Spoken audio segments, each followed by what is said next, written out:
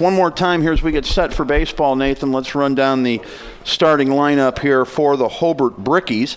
Leading things off, Josh Yules is the catcher, followed by Alex Batistatis, who's the shortstop hitting second. The third baseman, the third hitter is the left fielder, Luke Bajelic, followed by the cleanup hitter, Donnie Parlock, who plays first. KJ Haluska will play right field and hit fifth. Braden Nixich is the designated hitter for the pitcher, Alec Legg, hitting sixth. Carlos Lamar hits seventh and plays third. Jared Denola will play center and hit eighth, with Mickey Wolf, the second baseman, batting in the number 9 spot today for the Hobart Brickies and manager Bob Glover Jr. Lake Central Indians have taken the field here. The Strachan Van Til defensive alignment looks like, I bet I've got that in here somewhere. In the back of the binder there. Nathan always has me covered. Left to right here for the homestanding Lake Central Indians, it looks like this. James Mays, Ben Nissel, and Jack Keener, left, center, and right. On the infield, third to first, Alex Nissel, Jory Demopoulos, Stephen Meyer, and Jake Wisniewski, with the battery today of right-hander Brian Vanderlee and the catcher Ian Gifford.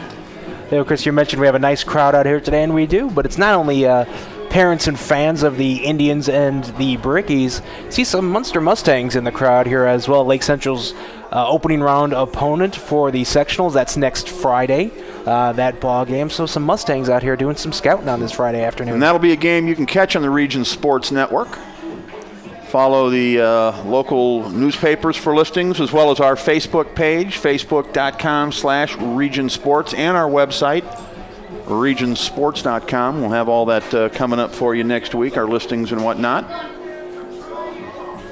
All right, just about set here for baseball. Josh Yules now walking up to the plate with the brightest bat I've seen this season, Nathan, a bright orange bat. You're going to notice that out of the Hobart Brickies. I saw this the other day. Lots of orange bats in the Bricky lineup. Is that right?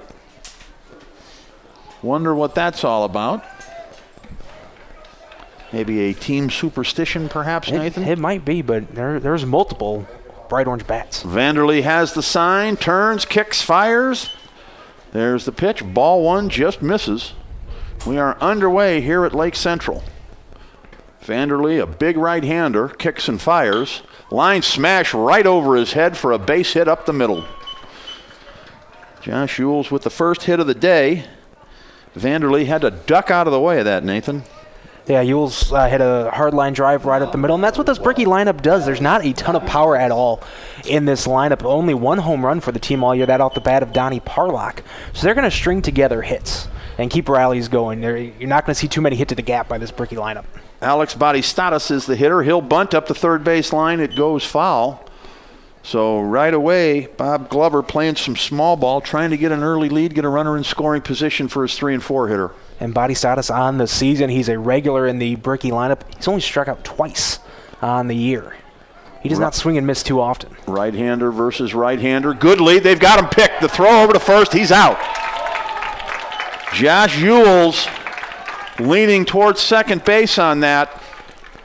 Kind of stuttered a little bit as the pitcher Vanderlee turned and fired to first, and he was a dead duck. It wasn't close. Score that 1-3 on the putout. And even if he didn't stutter, I don't think he would have made it back safely. That's how good that move by Vanderlee was. That'll more than likely take off the bunt. Ground ball up the middle. Dive by the shortstop, Demopoulos. Throw over to first, not in time. So that'll be a base hit. Second hit of the inning now for the Hobart Brickies, and that caught stealing, or that pickoff rather, really coming into play. Instead of runners perhaps at first and second, and nobody out, you got a runner at first. And one down, the number 3 hitter up, Luke Bajelic. Bajelic takes outside and low for ball one. Trying to get you the names of the umpires. I can see Dave Slupczynski out there on the bases, but not sure who the home plate umpire is. Breaking pitch, a lot of movement on that. Didn't get over the plate, though. Looked like a good pitch from up here. The home plate umpire said no, must have called it inside. That's what it looked like. 2 balls, no strikes now to Bajelic. Fouled out of play into the screen, right side. Now, see, that's something they have here, Nathan, that you don't see at a lot of places. That screen over the dugout, a lot of times those balls will end up out of play. Here they just bounce right back in. Don't leave the stadium. Fastball at the letters for a strike. That'll even up the count now at 2-2 to the right-handed hitting Bujelic. Donnie Parlock, the first baseman, is on deck. Swung on and missed a pitch in the dirt. Gets away from the catcher, but with a runner on first. There is no drop third. That's a strikeout for the second out of the inning. And Donnie Parlock, right-handed hitting first baseman, steps in the box. Parlock's been a mainstay in the Bricky order for the last couple years. Ooh, there's a pitch, a knee buckler there, Nathan. Yeah, not much he could do with that one. All kinds of movement on that pitch. Comes in for strike one. Runner at first, 2 out. Throw over to first. Runner dives back in safe. Vanderlee with a quick move to first.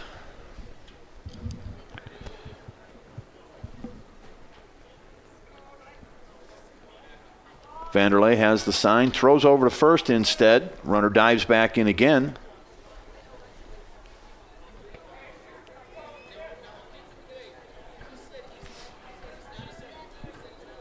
Vanderlee from the stretch has the sign, pitching in the dirt. Nice stop by the catcher. Counts even now, ball and a strike. High school baseball here, courtesy of the Chicagoland and Northwest Indiana Chevy dealers. Throw over to first, runner dives back in again. Vanderlee really concentrating on that runner at first.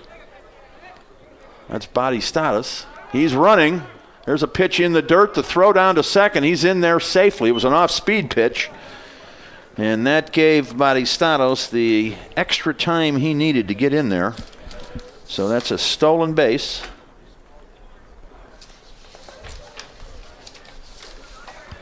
Got some base running numbers on Batistatos. We'll get those here for you in just a second. He goes again. Pitch in the dirt. Was that a foul ball? Was it a foul tip or we got a stolen base? Yeah, another stolen base. I believe we do. It was swung on and missed, fell out of the catcher's glove. Batistatos was running on the play, so he's at third with his second stolen base. Stolen bases number 10 and 11 for him this season. Bob Glover coming in here. Woo, there's a foul ball. Just missed the on-deck hitter. And I mean just missed him on a low line drive that another foot the other direction, Nathan, and it takes that kid's knee out. Wow. And Bob Glover's got him moving back, or at least somebody from the dugout does, to a slightly safer position. There is a circle for the on-deck batter, but it's awfully close. I think that's going to get redrawn at some point, Nathan. Off-speed pitch up high. Count goes full, 3-2. On deck, KJ Haluska. That's Haluska, isn't it? Haluska, yes. Twice I butchered it. I'll try to get it right, KJ, the rest of the way. Here's the pitch. Ground ball foul down the third base line.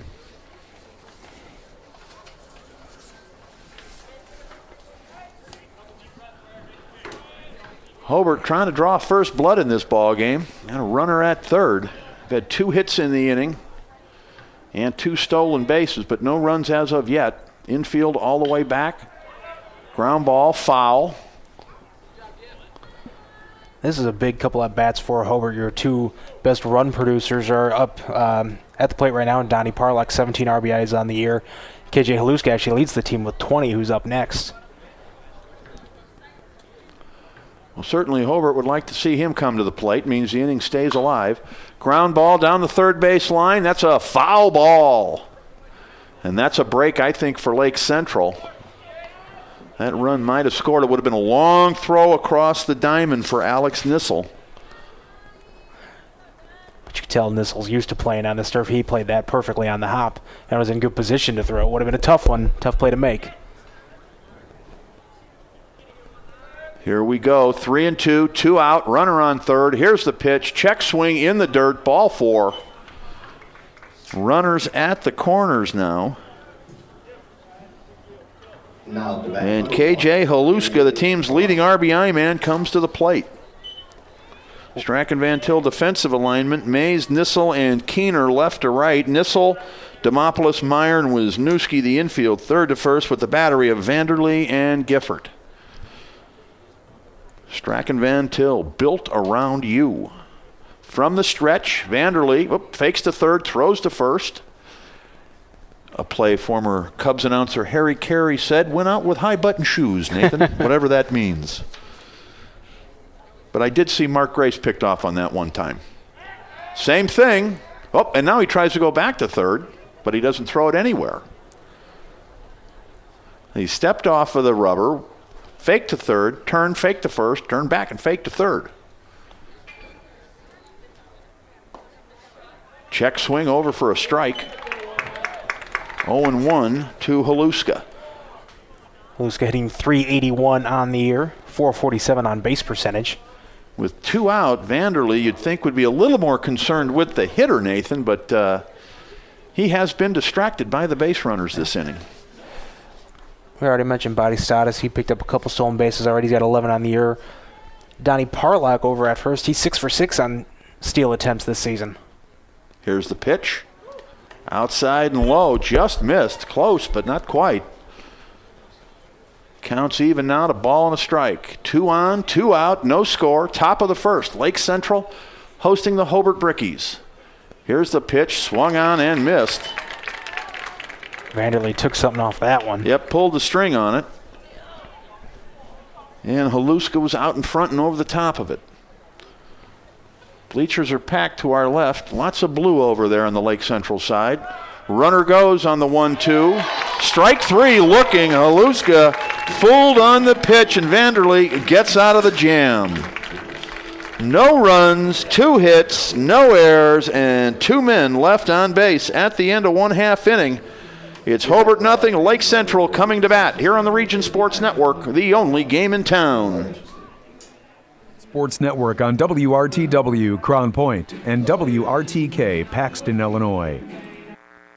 Morris Baseball and Softball Center, a new baseball and softball development program in Northwest Indiana, provides instruction for aspiring athletes. The staff at Morris Baseball and Softball Center has over 95 years of combined professional experience, and they provide instruction which includes game-tested methods used by major league teams. Located inside Omni 41 in Schererville, Morris Baseball and Softball provides disciplined, well-organized practices and places players in highly competitive opportunities to achieve success. For more information on Morris Baseball and Softball, the phone number is 227-5250, and the website is morrisbaseballcenter.com. You're listening to high school baseball coverage on the Region Sports Network and WRTW 90.5 FM, The Key. Tonight's game is underwritten in part by the Randall K. Miss Accounting Group in Schererville. When it comes to business, let Randall K. Miss Accounting put the numbers to work for you. Their phone number, 864-8541. They're online at rkmissgroup.com. Welcome back. Nathan Laird, yours truly, Chris Ramirez here at Lake Central High School on a beautiful spring day for baseball. Bottom of the first, Lake Central coming to bat here, no score. Stephen Meyer, the second baseman, leads things off for the Indians. We'll set the Strachan Van Til defensive alignment for the Brickies here momentarily. Alex Legg, the right-hander, is on the mound. He throws a breaking ball over for a strike to even a count at 1-1 to Stephen Meyer. Luke Bajelic, Jared Zanola, and KJ Haluska are the outfielders left to right here for Bob Glover. There's a pitch fouled off back to the screen. Carlos Lamar, Alex Batistatus, Mickey Wolf, and Danny Parlock make up the infield third to first. Alec Legg, the right-hander, on the mound with Josh Yules behind the plate for the Brickies. 18-6 is Hobart on the year. Ground ball smash up the middle. Shortstop dives for it, gets a glove on it, knocks it into center.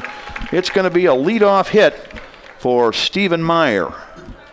Some pitching numbers on Alec Legg this year. Just his 3rd appearance on the season, his 2nd start.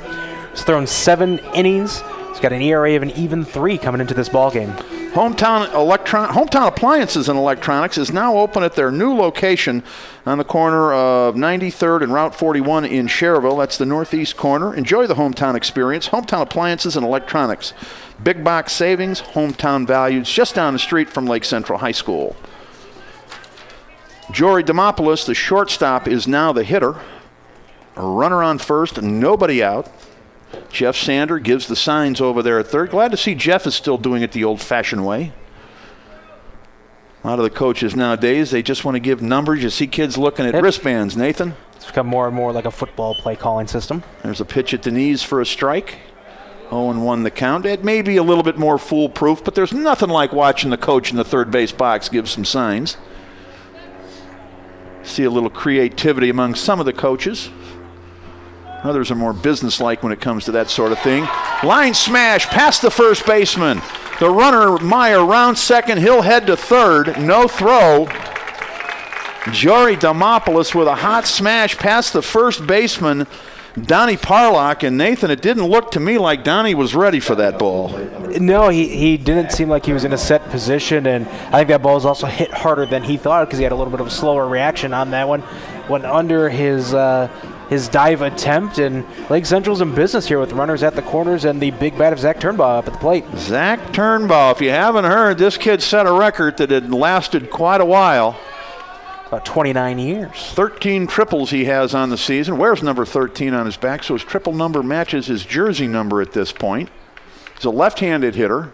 Takes a pitch inside, gets away from the catcher, and the runner will move from first to second. Demopoulos may have got hurt sliding in, Nathan. That doesn't look good, and he is down. He's up on his feet now, but he clearly made a gesture that indicated he did not go into second base as maybe easily as he had hoped. Jeff Sander was on his way out to check on him. Demopoulos kind of waved him off. He looks like he's going to be okay. Probably jammed his foot a little bit into the bag. I wonder, I've never even walked on that, Nathan, so I don't know what it's like, but I don't know if it's different than sliding on typical infield, do you think? Or I'd have to imagine it would feel a little bit different. I'll have to take a walk after the ball game out there and see what that's like. There's a pitch inside. Maybe you could slide into third for me after the ball game, Nathan? Could you? I'll see what I can do. Do that? Yeah, Chris, talking about Zach Turnbaugh's triples record, I got a triples trivia question for you. Do you know who the leader all-time in state history in triples is? Give me a moment here, and I will give you a guess on that. Popped up on the infield, third base and catcher come over, and the third baseman reaches for it, goes to a knee, hits him in the glove, and falls away. Tough play there. I'm not sure exactly what happened, though. That's a catch that's got to be made, Nathan. Let's see how Lamont Pope is scoring that. Where did Lamont go? We going with an E4 on an E5 on that, or are we giving it a no play? Or we want to see what happens first. Okay, that's a good idea. Let's see what happens in this at bat. If he gets an out, I guess it's a no play, but if he drives in a pair of runs. Bob Glover Jr.'s talking to the ump about some base runner interference there. There was that. The third baseman did run into, I saw that, did run into the runner at third over there. It seemed to me to be incidental contact, but I'm not an umpire. I don't know how they rule that. It's Stephen Meyer. He has all right to just stand on base. He doesn't have to move to get out of the fielder's way. Well, I don't think he was on the bag at the time. I think he was going back to the bag when they collided, but I don't think that really had anything to do with the catch. That should have been made anyway. Ground ball up the middle. That's a base hit for Turnbaugh. He'll get one RBI. Here comes another man around. He's going to score. That's Demopoulos. It's 2-0. A two-run single for Turnbaugh. Now batting number 2, Alex Missile. Right up the middle. Nothing fancy about that one. Second hit up the middle we've seen for the Indians in the early going of this game. All right, let's talk with Lamont Pope now and see how we're doing that. Are we still going to give that a no play, or are we going to score that E5 now? Okay, give that some thought, Lamont. I'm scoring it an E5, Nathan. That guy should be in a dugout right now. There's a pitch over for a strike, Alex Nissel. Instead, he's on first base with a couple of RBIs to his credit. Could be a huge difference in today's ball game. And an early candidate for our Langle's Pizza play of the game. 2-0 Indians. Runner goes, pitch out a little bit at least. High throw, and the runner is safe. Not sure if that was intended to be a pitch out or not, or exactly what that was. Was it just an outside pitch, Nathan? I think it was just an outside pitch, and a good throw there by Ewells gets Turnbaugh pretty easily. So Alex Nissel, the third baseman, the cleanup hitter, he's got an RBI chance now with a runner in scoring position. Still nobody out. Time is called at home plate.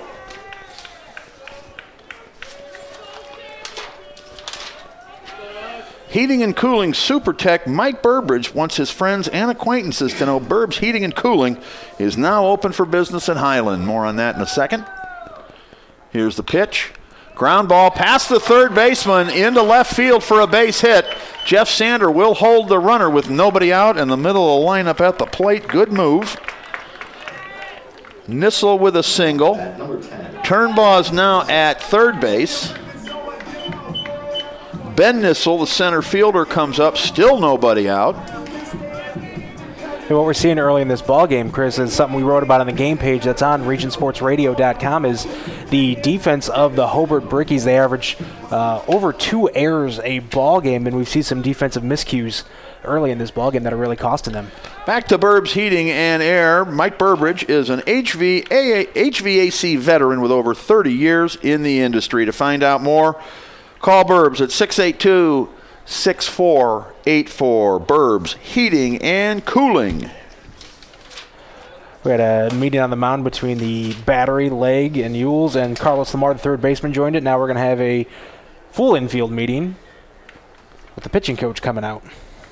Now, what do you think the pitching coach is saying to the team at this point out there, Nathan? How's that conversation going? Probably not a very friendly conversation at this point of the game, the way it's gone so far. Not a very good start at all tonight for the Hobart Brickies. Reminding everybody their assignments out there and what to do. There's still runners at the corners, nobody out for Lake Central. So trying to minimize the damage if you're Hobart. Maybe this is as good a time as any. I see head coach Brett St. Germain. You want to give him that, Nathan, or can he use this? You got another one? See if we can't get. You got a minute or two, Brett? While there's a break in the action here, head coach and assistant athletic director Brett St. Germain will join us here on the broadcast, talk a little bit about all that's happening here on the campus of Lake Central High School in St. John. If you haven't been out here in a while, folks, you really wouldn't know you're at Lake Central unless you saw the emblem out in front of you on the field. It's almost like we're already in the state playoffs, Nathan, and we've left home long ago, and we're somewhere in regionals or semi-state. But nope, in reality, we're right here in Northwest Indiana, right here in the region. And I got to say, Nathan is probably the finest baseball facility in our area now for the high school teams. It's really nice out here. And we'll get to talk about the football facility as well coming up here after this pitch. Fake to first, fake to third. You saw Vanderlee do that in the first inning and thought he would give it a try. Brett, welcome into the broadcast. Thank you for joining us for a few minutes here. No problem. Thanks for having me. Here's the stretch in the pitch. That ball's outside. Runners at the corners, 2-0. Nobody out. Lake Central leads. Brett, wow, what can you say here? It's the first time I've got an up-close and personal look at the new facilities here. We've heard so much about what was coming, and it's kind of hard to imagine in your mind what it's going to be like. And I got to say, I have imagined it, and this baseball field is nicer than what I imagined. It's really something. Yeah, it's there's no doubt it's an incredible facility, and obviously we're excited here at Lake Central to have it. It's been a long time coming that, I think it's fair to say our facilities haven't always been the best, so to get something like this and to finally have, as again a state-of-the-art facility, it's just awesome to have and be a part of it. Well, I can imagine everybody associated with this got to be very proud and optimistic about the future with all the new construction, not only at the athletic facilities, but the entire school looks great. And as you mentioned, athletic facilities, there's a pitch inside. The runner goes. He'll be safe at second with no throw. Lake Central, no secret that the facilities here were outdated. And really, you get the impression at first glance, I don't know the inside scoop, but at first glance, you kind of get the impression that you went from worst to first here with these facilities. It's really incredible out here. Well, there's really, if you look at our conference just across the board, all the schools have fantastic facilities, but I think when you factor in our baseball field that we have now, our softball field's also all turf and state-of-the-art, and with the football stadium going up, and I think now people can see kind of how nice that's going to be.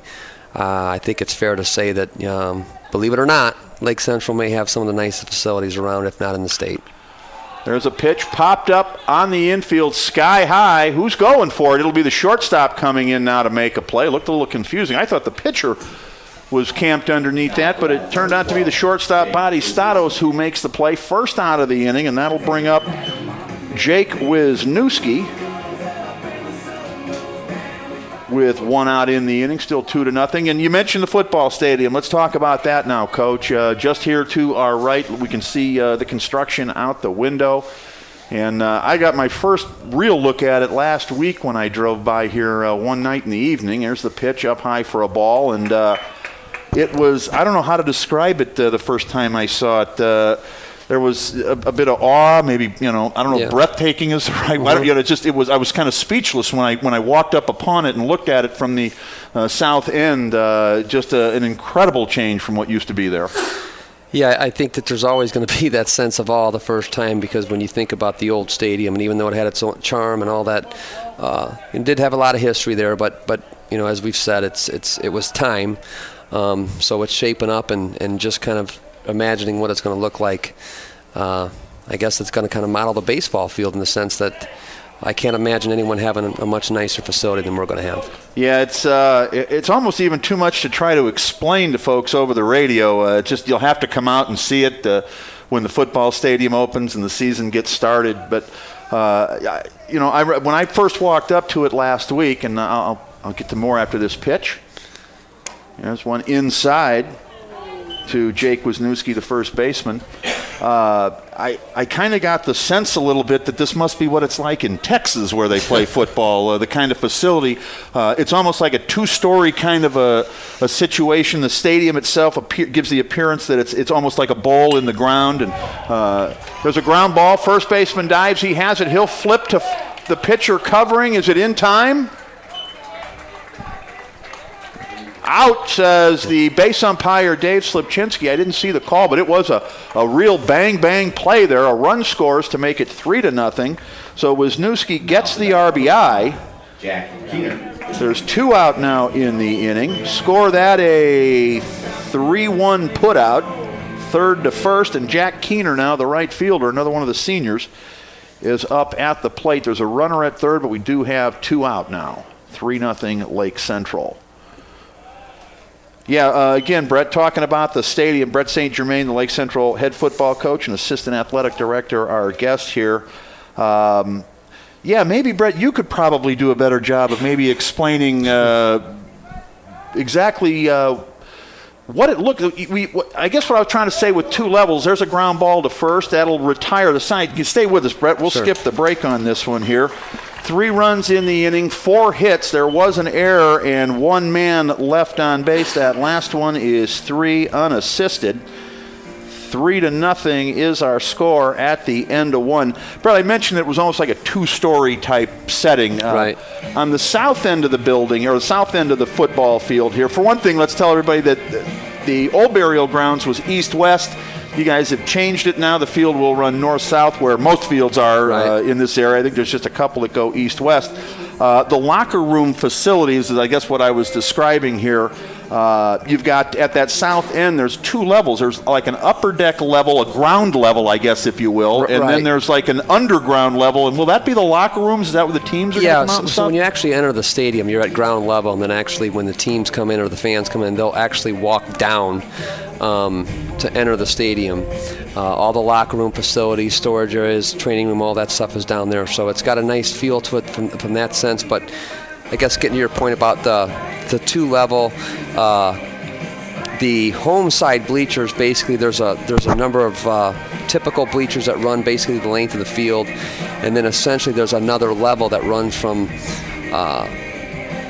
essentially the 30 to the 30. That's, I guess you would consider like a second level. I don't know if it's second level or like a tiered level, but it has a unique look to it. And then outside that area, there'll be some standing room. So it is unique in that sense, and I guess that's good when you're building something new that it's got its own feel and touch and uniqueness to it. Yeah, it definitely has that. That's for sure. Sometimes you see stadiums, they kind of become cookie cutter. Somebody sees one, they like it, and they do it exactly the same way. You guys didn't do that, and you guys had to get a little creative. There's not a ton of room over here where the old field was. We are landlocked here to a sense, so everything's pretty much on top of one another, but it looks fantastic. There's no question. It's a beautiful facility. Braden Nixich is leading things off here. He's the designated hitter for the pitcher, Alec Legg. Hobart trails 3-0 as we start now in the bottom half of the second. So then The first event will be Game 2, correct? Week 2, East Chicago, yep. Okay, and at this point, anything planned to open up the stadium, or is that something you guys are discussing? There hasn't been anything official in terms of any grand opening right now, and that's more to do with just the fact that, having this great facility is awesome in itself, but it's been, I don't think hassle is the right word, but there's been some bumps along the way because there's, issues with hosting events and figuring out the nuances of, people, where they're going to park and all that type of stuff that you have to get a true sense of what's going on in a field for how you're going to run some events. But those are good problems to have at this point, and, we're looking forward, I guess, to anything that comes along with it. Sure. All of this, with all this going on, it's definitely a complicated matter. Yeah. There's a pitch swung out and missed, strike 3. So Nixic is retired on strikes for the first out. That'll bring up Carlos Lamar, the third baseman now. But you say July 1st, you mentioned, is the anticipated target date for everything to be complete at the football stadium? Yeah, we gave up a game last year, week 9. So our last home game was week 7 of this past football season. So they actually started the following Monday after week 7. So we were literally practicing inside a construction zone to finish up our season. So the reason for that was pretty much we were given a guarantee that July 1st being the date that would be completed. Ground ball over to short. Demopoulos has it, throws to first to retire Johnson. That's Lamar Carlos. See, I was doing Lamar Johnson is what I was doing, and it's Carlos Lamar. I knew I'd mess that up at some point. That'll bring up Jared Zanola for the Hobart Brickies, the number 8 hitter. Anybody who's followed region football over the years got to be familiar with the name Zanola.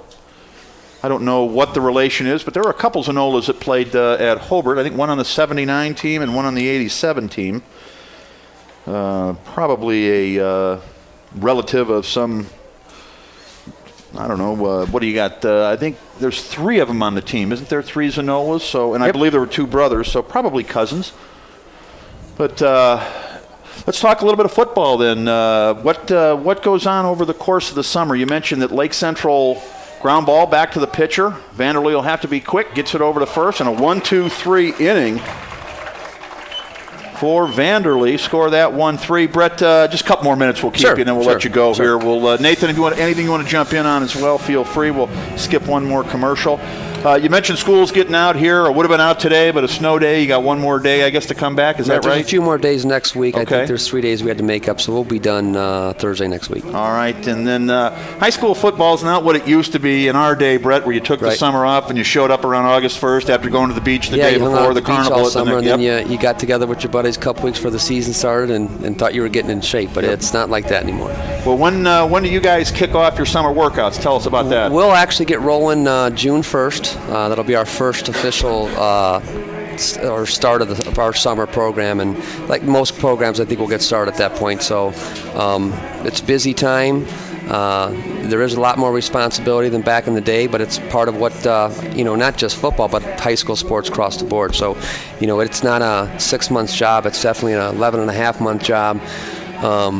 But we signed up for it, so we can't complain about it. It is what it is, and so we're excited to get going for another year, and obviously having the new field, that makes it that much better to kind of anticipate. Now, what kind of things happen over the summer? Are you going to be doing 7-on-7s? Do you do camps? And what exactly? Yeah, what kind of team functions? What are you guys doing to get better? You can do all that stuff, and they just this past year implemented some rules that limit the amount of contact you can have, but basically you can practice. Prior to last year, you can practice as much as you wanted. You can practice 5 days a week if you wanted to. Now, I don't think guys were doing that because you don't want to get the kids burned out. But essentially, we'll go 3 days a week. We'll plan some scrimmages. You're allowed what's called 12 contact days throughout the summer, and then within those 12 days, you can schedule scrimmages against other teams. So most teams and most schools will take advantage of that, and that's what we plan to do as well. Well, I would think, and correct me if you feel otherwise, but to me it sounds like the addition of having those scrimmages over the summer kind of makes some of the other workouts and other things worthwhile, that you can actually get out there and bang heads a little bit. The good thing is that the kids can get out there much sooner than the start of the season, because you're here all summer. Fly ball deep to left. This is Mays. It goes foul, out of play. But you're here all summer, and there's definitely some benefits to that. But at the same time, I think, just now that I'm older and have a little bit more experience, I can relate to some things from back in my day. The negative is there isn't that feel. The first day was kind of special. You know what I mean? Day one was day one. Now, day one, which is the official start date in August, is not day one anymore. It's day 25 or 24, whatever, depending on what you do in the summer. So you lose some of that. Fly ball, right field. Right fielder comes on, makes a nice running catch to retire Mays. Yeah, that's a good point, Brett. I hadn't really thought about that. But yeah, the opening the day of football practice, that's when everybody got together for the first time. And it was exciting and special, and you got the butterflies and the adrenaline, and you kind of started getting in shape at that point. Right. But yeah, you make a good point that that would take some of the relevance of that day, kind of wipe it out a little bit. It does.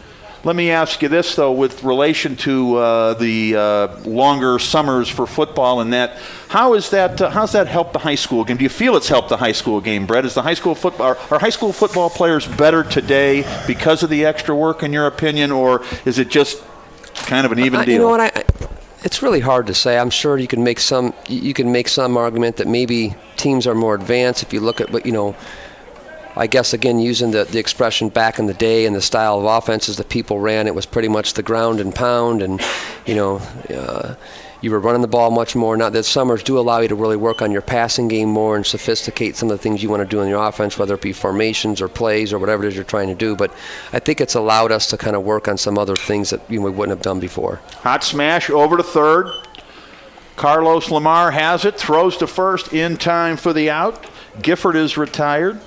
Put that down as 5-3 in the book. You talked about the July 1st start date. How important is it to be able to get on that field that early? I mean, the field turf is so prevalent in football nowadays. You don't have to really get used to that, but get used to the sight lines and everything on the new field. How important is that for summer? It's really massively important because it's a new facility for us. Mm-hmm. So, there's going to be a process as it has to feel like home, because we are basically stepping into something that's brand new. And it's here at Lake Central, but it's not home yet until you're there and you're out there and you're used to all the, as you said, just dealing with the sight lines and all those things that go on with being comfortable in your own stadium. Yeah, I'd imagine, especially in the passing game, that's really important to know exactly, where things are in the background and everything like that for the quarterback. I mean, you might get certain depth angles and that type of stuff that goes with it, but in the grand scheme of things, we'll take it and we're willing to kind of go on that little journey. And but it is a process of, it's not home yet. It's going to be some time where it really feels like home. So that'll just take some time. Stephen Meyer hit by a pitch, so he's on first base with 2 out, and Jory Demopoulos, the hitter. Yeah, that's a good point. Home field advantage is more than just not having to get on the bus and dressing in your own locker and having your fans at the game. It's also knowing the lay of the land a little bit, where the field might dip or where it's, whatever the case may be. And, that is something that's going to take you guys a little while just to get used to. Being it's turf, it's probably going to be a lot more level. You may not have all of those little idiosyncrasies in it. But nonetheless, it's just something everybody's got to get familiar with. No question about it. So I even think about, I've been here for 5 years and, almost watching some teams come to play at our place. And again, we've talked over and over about the condition of our field wasn't always the best. Hot smash in the hole past the shortstop. That's going to be a base hit for Demopoulos. Runners now at first and second with 2 out for the number 3 hitter, left-handed Zach Turnbow. Number 13. But you got the sense that some visiting teams were a little uncomfortable with our field, and our kids were like, I think they can sense that a little bit, and it even kind of gave them some more confidence because that was, that was their place, So I can verify that. I was on the sidelines a couple of those mud bowls, Brett, and I heard teams complaining and coaches over there complaining. And if they're focused on that, you've got an advantage right there. Yeah. Crown Point was one of them. The Chesterton game was another. That one really sticks out in my mind, that Chesterton game. The past couple of years, because of all the construction, we were limited. We really had no practice facility, so we had to use our game field all the time, so it was torn up even. It was used so much more that you got till mid to late in the season, the field wasn't in great shape. And you'll be able to practice on it full time and everything as well. Oh yeah, great. Yeah. Turnbow at first now. Was that a free pass? Oh, he's hit. Okay, a hit batsman. So that'll put the bases loaded now for the cleanup hitter, Alex Nissel. 2 out in the inning, and a jam now for Hobart. First 2 hitters were retired here in the inning, but since then, Meyer, Demopoulos, and Turnbow have gotten on. 2 of them are hit batters. Brett St. Germain is our guest here. We'll keep Brett for just another minute here until the end of the inning, and then we'll let him go about his business. There's a pitch up high for a ball. Talking about the new facilities here at Lake Central with Coach St. Germain. And switching gears a little bit, you guys are also getting, there's a new basketball stadium, right? Or a field house or arena, or can you tell us what exactly we got you're doing there? what's actually called the competition gym. That's 2 levels. Again, it's going to be a beautiful facility. There's a certain look to the floor that's unique that will be revealed once the school year starts. There's a second level. There's a track. There's all the amenities of what you would expect from a first class facility. There's a huge hospitality area. All those things you would expect, and so that's going to be exciting as well. So we're all looking forward to all that stuff. Well, first-class amenities have come to Lake Central High School, no question about it. And all of the people that used to come out here and complain that you should have had better stuff won't be able to do that anymore, because this is as good as it gets now. Yeah, there's no doubt that can't be, that shouldn't be an issue for people anymore. But, I'll say, I think it's been a long time coming, and our kids deserve it, and our community deserves it, and it's something to be proud of, and hopefully just kind of unifies these 3 communities. Yeah, we talked about that exact topic before the game. Hopefully that will happen. And I'm eager to get the stadium open, and I want to see what kind of crowds turn out. For me, one of the great aspects of high school football is just the whole Friday night atmosphere in general, not just the game on the field, but the fans coming out and everything else that's going on, and the smell of charcoal in the air and all that's happening, the parking and the people walking around and the traffic jam around the stadium, and hopefully we'll see a little of that here like we used to back in the day.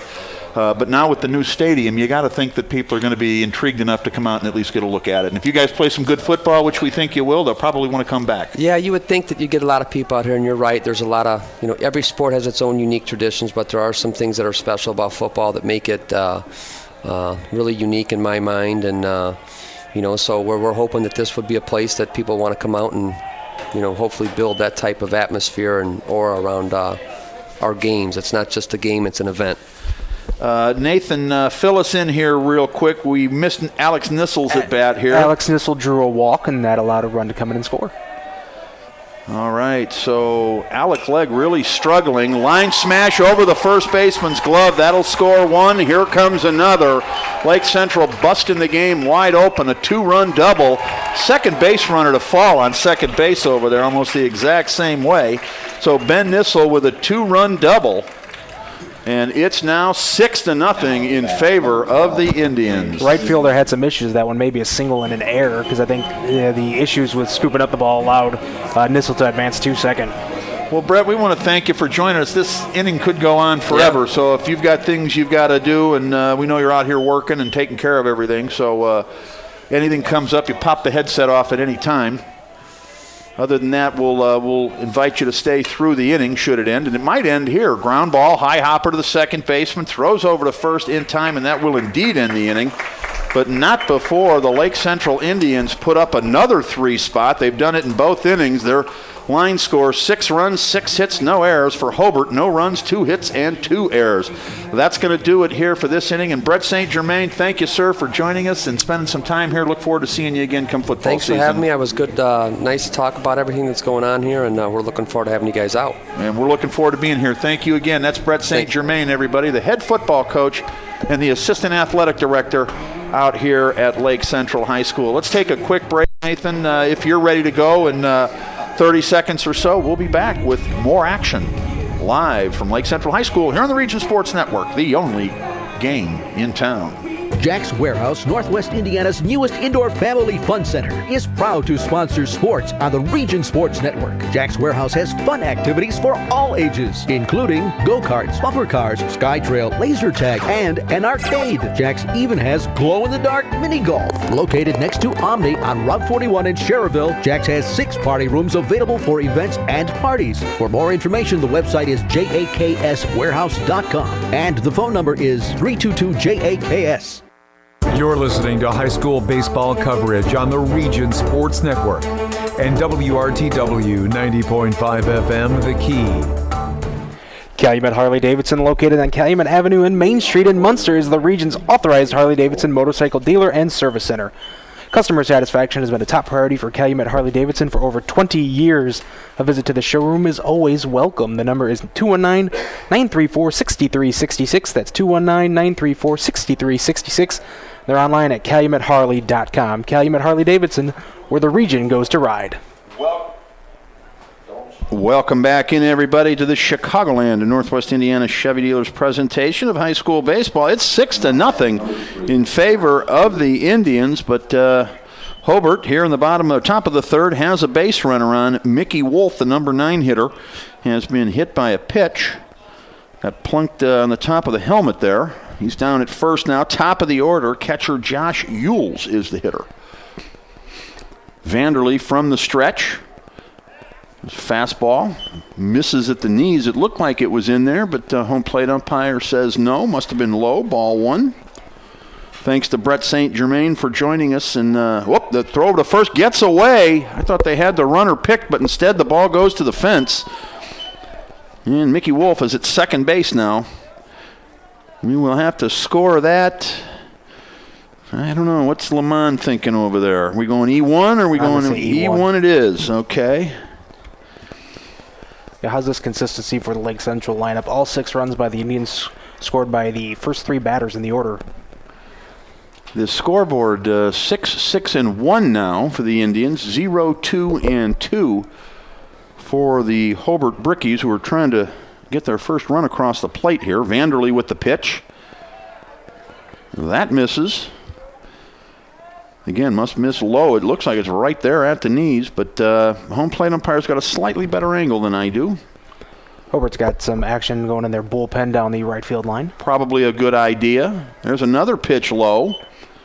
3 balls and no strikes. Got a number for me. Number 27 listed. I don't have him on my roster, I don't think. Oh, it's Jacob Zanola. Jacob Zanola warming up down the right field line, just over the right field fence. I mean, the first, if he gets in the ball game, it'd be his first appearance on the year. Vanderlee looks at second, has the sign. Here's the pitch. Ground ball, high hopper up the middle, right into the glove of Demopoulos. Throws over to first in time. That was a ball headed up the middle, Nathan, and was about to be an RBI. Instead, it's a fielder's choice.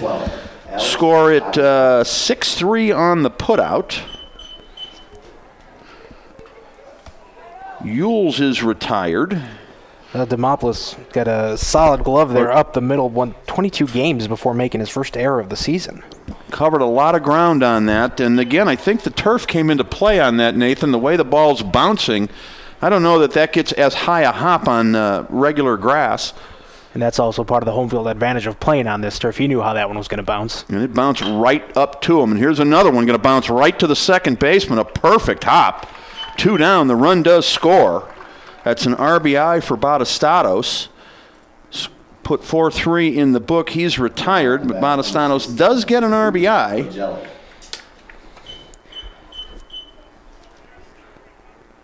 That's when putting the leadoff man will come back to haunt you. 6-1 our score. Hot smash in the hole between third and second. A base hit for Bujelik. That'll bring up Donnie Parlock.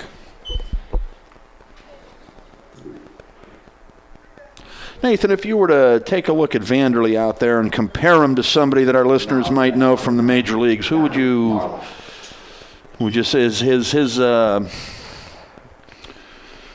counterpart? Well, I guess who would be maybe somebody that he tends to kind of take after? His motion to me looks familiar out there, and I'm trying to see where I'm trying to figure out where I've seen that before. Let me think about that for a minute. His demeanor out there on the mound. From the stretch, kicking the pitch.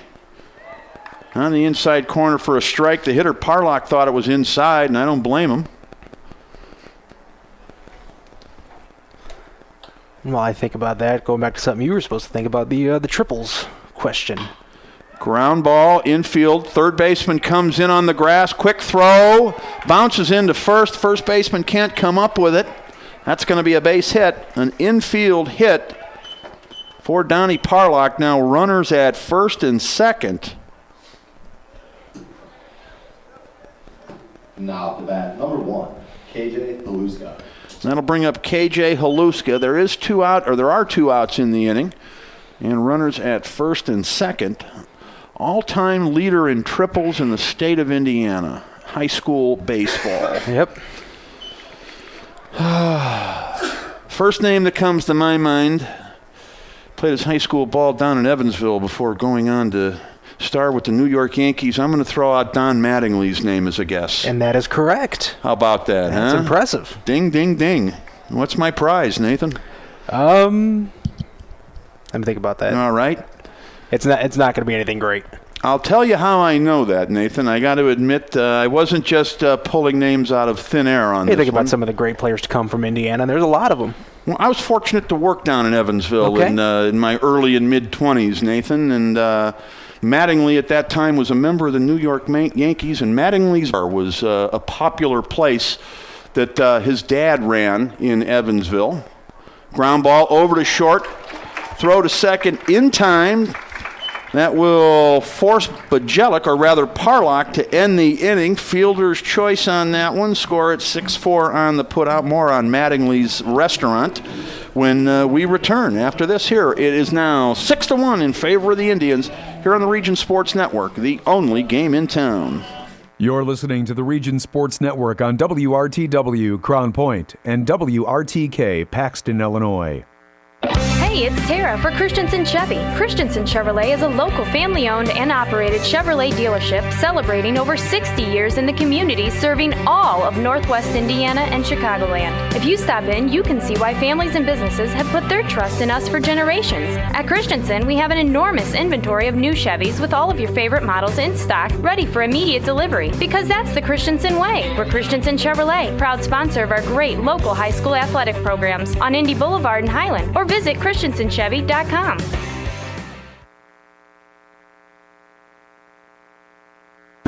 Misprint can help your team's identification with team banners, trading cards, personalized team posters, stickers, decals, and fundraising ideas too. Misprint has 2 locations, 8244 Calumet Avenue in Munster and in Hammond at 6931 Calumet Avenue. Both locations open Monday through Friday, 8:30 to 5, and in Munster, Saturdays till noon. Online, it's misprintusa.com. Misprint in Munster and Hammond for custom print, designs, and signs. You're listening to high school baseball coverage on the Region Sports Network and WRTW 90.5 FM, The Key. Leading off the lead. Hometown Appliance and Electronics is now open at their new location on the northeast corner of 93rd and Route 41 in St. John. Enjoy the hometown experience. Hometown Appliances and Electronics. Big box savings, hometown values. Hometown Appliance and Electronics right here near Lake Central High School. Welcome back in, everybody. The Chicagoland and Northwest Indiana Chevy Dealers is our presenting sponsor today and all season long here on the Region Sports Network. We'll have high school state tournament action starting next week. Stay tuned to regionsports.com for our broadcast schedule. 6-1 is our score in favor of Lake Central. We're in the bottom of the third. Hobart trails. And we do have a new pitcher on the mound. Jacob Zanola is on the hill for the Brickies. One of the 3 Zanolas on the Bricky roster here. There's a pitch in the dirt. Beautiful day. It was 62 degrees when I got here. At least that's what my car said. I don't know if you can trust that or not. You said you thought it was warmer than that, Nathan. It feels but, warmer than that. Let me check that out. My phone says 45, so that's wrong. A slight wind here, a slight breeze. My phone Nothing says that will affect the fly ball. There's a line smashed to center. Center fielder broke in, and it goes over his head. It's going to roll all the way to the warning track. It's going to be a 3-bagger. A stand-up. He'll slide in there, although he could have walked into third. A leadoff triple. For Jack Keener. For Jack Keener, the right fielder. Now batting number 1, James. And one of the other Zanolas, the center fielder for the Brickies, got a pretty bad read on that one. Took multiple steps in before he realized that ball was hit pretty hard. It went over his head. Well, those are the toughest ones to play. That are line drives right at you, but probably the first thing they teach you when they teach you to play outfield is never to come in on a ball until you know it's going to be in front of you. Easier said than done, though, Nathan. Yeah. But, he had all kinds of trouble with that one. So we've got who do we have? Which Zanola do we have on the mound, Nathan? We have Jacob Zanola. Jacob. I put Jared in there, but it's Jacob. Pop up over the shortstop's head. It's going to score the run. Wasn't hit very hard. The shortstop, Batistatos, jumped up for it, and it landed right behind him. I didn't really see the ball leave the bat, Nathan. Perhaps you've got a better description of that play. Yeah, James Mays really didn't get much bat on that one, but it was one of those bloopers that just finds a spot over the shortstop's head and was too softly hit for the left fielder to charge in on it. So here on Senior Day, the seniors are making impact. James Mays just picked up an RBI, driving in fellow senior Jack Keener, who had that big triple. Jory Demopoulos has 2 runs scored. Alex Nissel has an RBI and a stolen base. Brian Vanderlee's been impressive on the hill. So the LC seniors making a big impact on their day. 7-1 now our score. 7 runs, 8 hits, and an error for the LC Indians. 1 run, 4 hits, and 2 errors for the visiting Brickies. At the plate, this is Ian Gifford, the number 9 hitter and the catcher. He wears number 9. Runner at first, nobody out. 1 run already in. From the stretch, here's Zanola. Ground ball smash, eats up the third baseman and goes into left field for a base hit.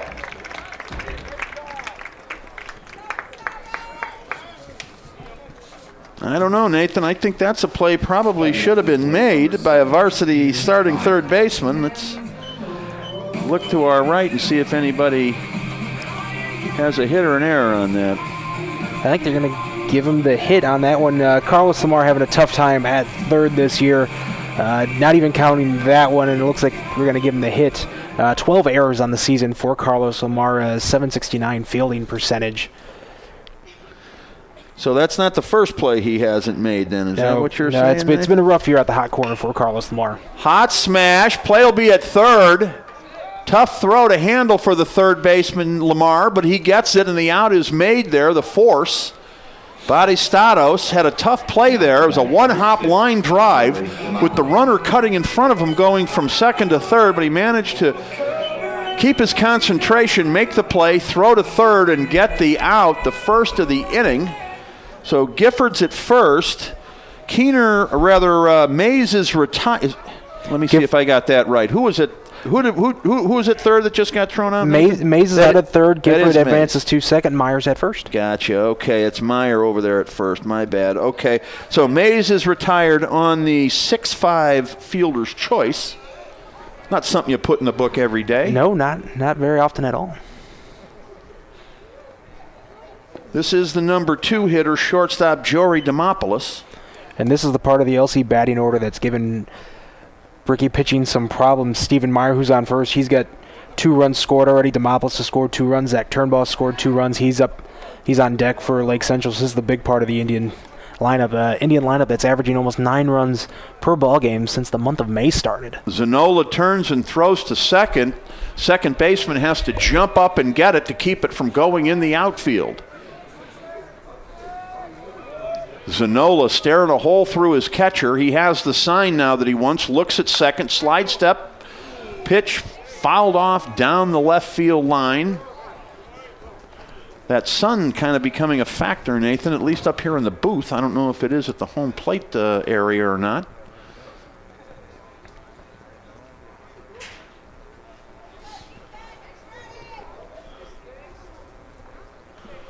One ball, 1 strike, 1 on, 1 in. I check that, 2 on, 1 in. Ball gets away from the catcher. The throw down to third. It gets away. The runner's going to score.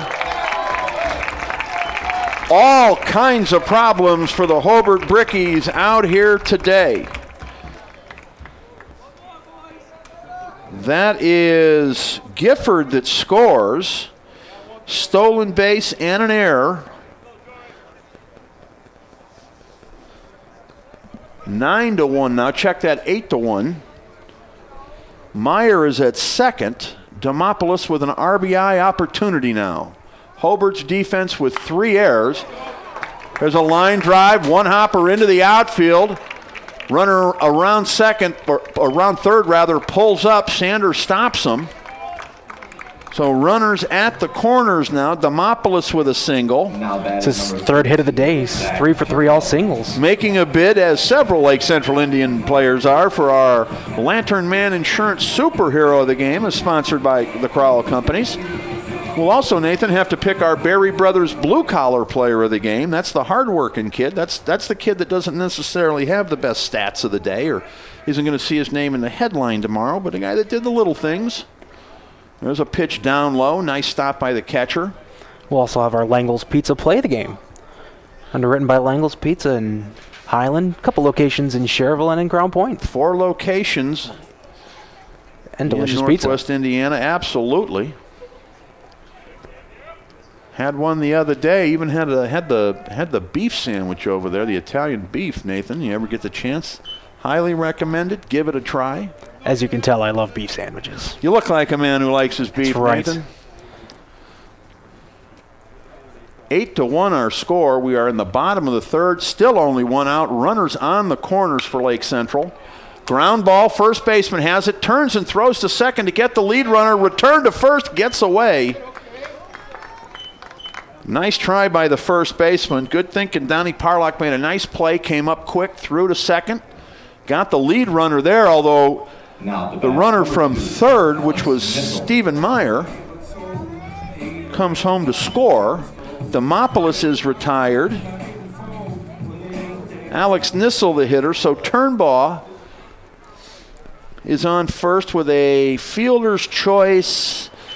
That would be a 3-6 fielder's choice put out at second. Alex Nissel now, the cleanup man. He's got a couple RBIs in the ball game. That came in the first. 3, 3, and 3 on the scoreboard for Lake Central. That's how you win baseball games, Nathan. Stephen Meyer, your leadoff man, he's been at the plate 3 times. He scored 3 times. That's getting the job done. That's what you want out of your leadoff man. Here's the pitch. Way outside. 2 out in the inning. Runner at first. Cleanup man Alex Nissel at the plate. Nathan Laird, yours truly, Chris Ramirez out here at Lake Central High School. There's a pitch outside and high. Counts 2-2 now. Deuce is Wild on the board. At bat number 2. 2 strikes, 2 out. 2 balls on the hitter. So that's it. 2-2-2-2. Here's the pitch. Way outside again. 3-2 as the count goes full. Alex Nissel, one of those seniors for the Indians. He had the first home run ever hit in this brand new stadium. 325 down the lines. 380 the power alley. 400 to center. Ball 4. Nissel's on first with a walk. Now to bat number 10. Demopoulos goes to second. Check that. Turnbow goes to second. And Ben Nissel, the hitter.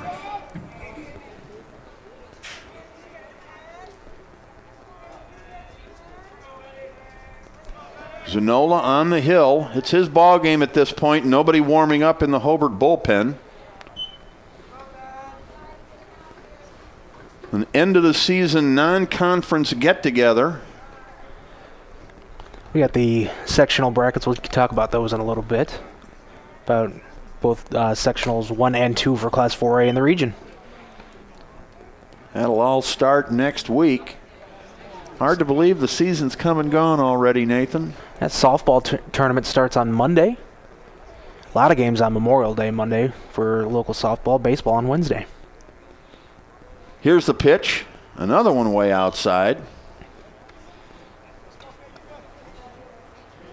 Zanola appears to be a little bit late with his release point of the ball, Nathan, which I think is why everything is veering off to the right of the hitter. There's a pitch that misses for ball 4. Another walk. Stepping up to the Bases plate, are now loaded. Wisniewski.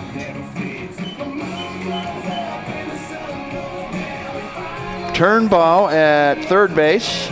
Alex Nissel at second, and Ben Nissel is the runner at first. And Jake Wisniewski is the hitter. Probably the ninth man to bat in the inning, Nathan. Yeah, probably some nerves from Zanola on the hill. As I mentioned, this is his first varsity appearance on the mound. And not only is it your first varsity game, but you got to face a really good lineup at that. Well, yeah, you come in when your team is struggling, and you've got to face one of the best lineups in the northern part of the state. That's a tough job. Pitch in the dirt, nice stop by the catcher to keep it in front of him.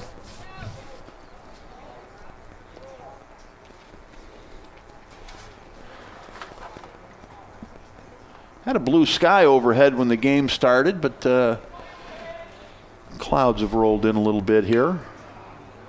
Ground ball, two-hopper on the infield. Pitcher comes over near third, barehands it, turns, throws to first. Nice play by Zanola to get the third out of the inning. Wisniewski retired. 1-3 on the putout. They'll leave the bases loaded, but not before scoring 3 runs. 9 runs, 9 hits, and an error for Lake Central. 1 run, 4 hits, and 4 errors for Hobart. We're back after this on the Region Sports Network, the only game in town. You're listening to the Region Sports Network on WRTW Crown Point and WRTK Paxton, Illinois. Tonight's game is being underwritten by your Indiana Farm Bureau insurance agents in Lake County. Different drivers require different kinds of car insurance. Coverage from house to house isn't always the same, and life policies vary too. Indiana Farm Bureau Insurance of Lake County is proud to, in part, underwrite high school sports on 90.5 FM WRTW The Key. Indiana Farm Bureau Insurance of Lake County.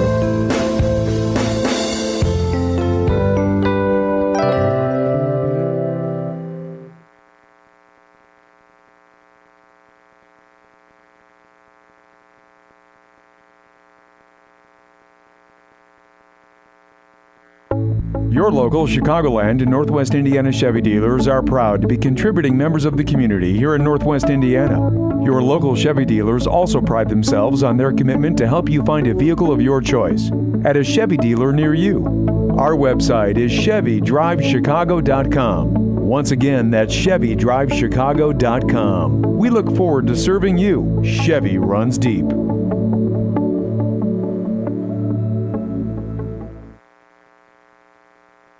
You're listening to high school baseball coverage on the Region Sports Network and WRTW 90.5 FM The Key. Welcome back in, everybody, to high school baseball here on the Region Sports Network. Is presented by the Chicagoland and Northwest Indiana Chevy dealers. Nathan Laird with Chris Ramirez here. 9-1 in favor of the Indians as we go to the fourth, leading things off for the Brickies. I've got, if my book is right, Nathan, we got Braden Nixich up there. Is that what you have? That is correct. How about that? You know, there's always a point in every game I do, Nathan, where I right in the middle of the game, I mess up my book and I'm off for the rest of the game. My Hobart side still looks good. A little fister off the hands to the shortstop. Grabs it on the run, throws it over to first in time. Demopoulos to Wisniewski. Now batting number 4. Nixich retired on the 6-3 put out, and that'll bring up Carlos Lamar. Not to be confused with Lamar Johnson, Nathan. Although I confused him earlier. Carlos Lamar, the third baseman. You had to explain to me earlier who that was. Woo, there was a hot smash, but a nice play by Vanderlee.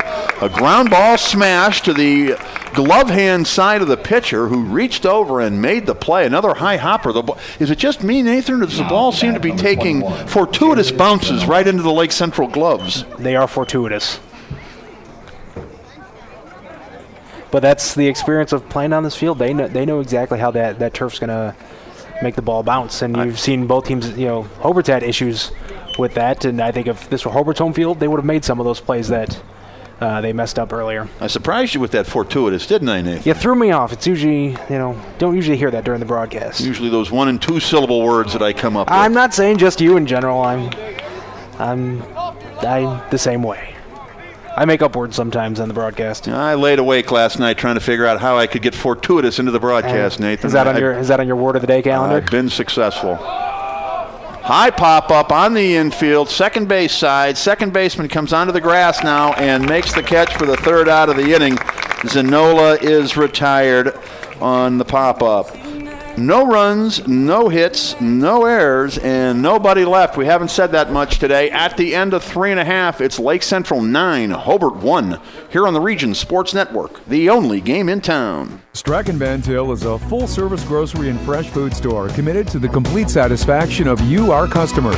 We provide you with a friendly shopping experience in a clean, safe environment. Strachan Van Til remains dedicated to the communities we serve by supporting organizations and events that enhance the quality of life, like Region High School Sports on WRTW 90.5 FM, The Key. To learn more about Strachan Van Til, we are on the web at strachanvantil.com. Quality service and selection. It's a Strachan Van Til thing.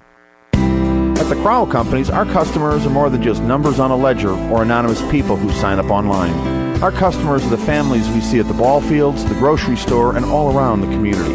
That's because for nearly 50 years, the Crowell Companies have been part of the community right here in Northwest Indiana, offering personalized custom services that only a local company can provide. For home, auto, and business insurance, it's the Crowell Companies, 923-2131, and online at crowellinsurance.com. The Crowell Companies, home of the insurance superheroes. You're listening to high school baseball coverage on the Region Sports Network and WRTW 90.5 FM, The Key. Stay tuned after the game. We'll name the Langle's Pizza Play of the Game, brought to you by Langle's Pizza in Highland, 2 locations in Cherville and 1 in Crown Point. Check out their menu, including a new menu for the Highland location. It's on the web at langlespizza.com. We move now to the bottom half of the fourth. It's 9-1 in favor of the Lake Central Indians. Leading things off is Jack Keener. Jack led things off in the third inning as well. I believe he had a triple to lead off the inning, Nathan, if I can read my handwriting. That he did. High hopper to first base. Parlock has it, wins the race to the bag, 1 down. Keener is retired, 3 unassisted. First time Keener's grounded into a unassisted play by the first baseman in today's ball game. Yes, it is. Did that in the first, you're right. James Mays, the hitter. Mays is the left fielder for Jeff Sander.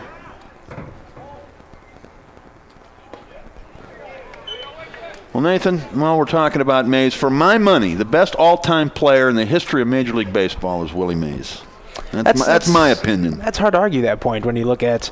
Nobody did more on the field than Willie Mays. The typical, prototypical five-tool player, I would say. Maybe the first five-tool player. Yeah, that's true. Now, of course, his career happened before I was really able to follow him, but I have studied him a little bit, or quite a bit actually, and just his numbers alone. Keep in mind, he also missed a season in the Korean War when I think he was 22 years old. If he plays that season, he's in the 700 club instead of at 660. And if Roger Maris, there's a pop-up on the infield, second baseman bounces in front of him, throw over to first, high and late. Wow, that's a play you don't see every day, Nathan.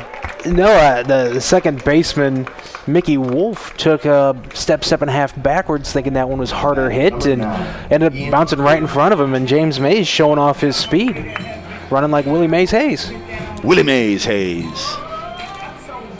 We were talking about Willie Mays and what a career he had.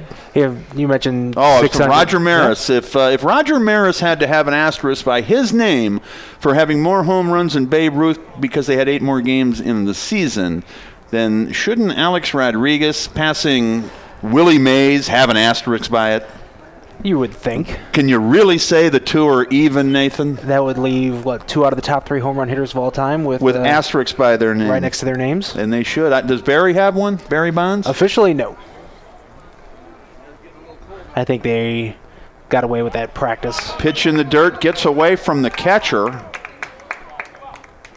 Catcher's he's had to deal with a lot of those today. That's a wild pitch, I'm sure is how that's going to be scored. It hit the dirt, but I think that's a wild pitch the catcher needs to keep in front of him and keep that runner at first base. A little better effort, and I think Mays is still at first base. Now he's in scoring position. Lake Central scored 3 runs in each of the innings so far in this ball game.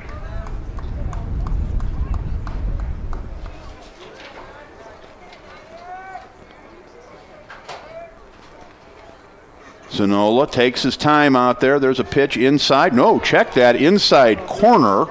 I had a good look at that one, Nathan, and that one looked that like was a very generous inside corner on that. That looked like it almost hit Gifford. Yep, very, very generous. 2 balls, 2 strikes, 1 on, 1 out. 9-1 in favor of the Indians. Here's the pitch. Swung on and missed. Strike 3. Gifford strikes out. Nathan, though, you think about the time and the place that Willie Mays played baseball, the 1950s and 60s, but the 1950s in New York, you had the New York Giants, the Brooklyn Dodgers, and the New York Yankees. Think about the center fielders on those 3 teams. You had Duke Snider, Mickey Mantle, and Willie Mays all playing baseball in the same city, playing the same position at the same time. Does it get any better than that? That's got to be the best collection of players at one position in any sport, really. Willie, Mickey, and the Duke. And Duke Snider is the one who's often overlooked, being compared to Mickey Mantle and Willie Mays. And Duke Snider had a great career. Yeah, it's tough company. Yeah. But you know what? If you're third best out of those 3, that's not bad. No. That's pretty good. Zanola with the slide step, pitch inside. This is leadoff man Stephen Meyer. Been on base and scored 3 times in the ball game in all 3 at bats. There's a pitch upstairs. Count goes to 3-0. We've got Christian Mota. Is he the base runner out there? Pinch hitter. Oh, he's the pinch hitter. I didn't. Okay. I thought that was somebody different up there. Thank you. Fouled out of play, back overhead. I didn't think that looked like Meyer. Christian Mota, the hitter, number 4, left-hander. We saw both coaches talking with the umpire in between innings. There's going to be some lineup changes here. Mota draws the walk. Mota's at first base now. 4th time the leadoff hitter has been on, or leadoff position at least has been on for the Indians today.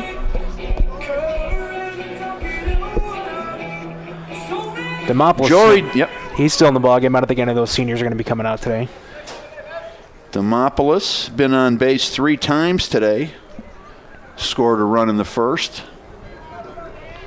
And he may have scored again, but I'm sure. But the Lake Central side of my book, Nathan, and not a bunch of chicken scratch. Demopoulos is 3 for 3, scored in the 1st and in the 2nd. Now, how did I miss the 2nd? I don't know. But I'm caught up there now. 1, 2, 3, 4. Yeah, I do not have 9 runs colored in here for Lake Central. I'll just have to trust the scoreboard. Here's the pitch, up high. 2-0 the count now. 2 out in the inning. 2 runners on.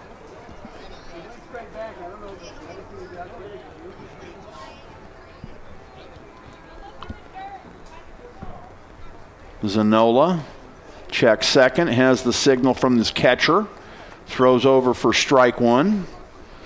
Looked like Demopoulos was taking all the way on that one. Cooling off a little here at Lake Central. Pitch up and out. 3-1 the count. Memorial Day weekend. It's here already, Nathan. The unofficial start of summer.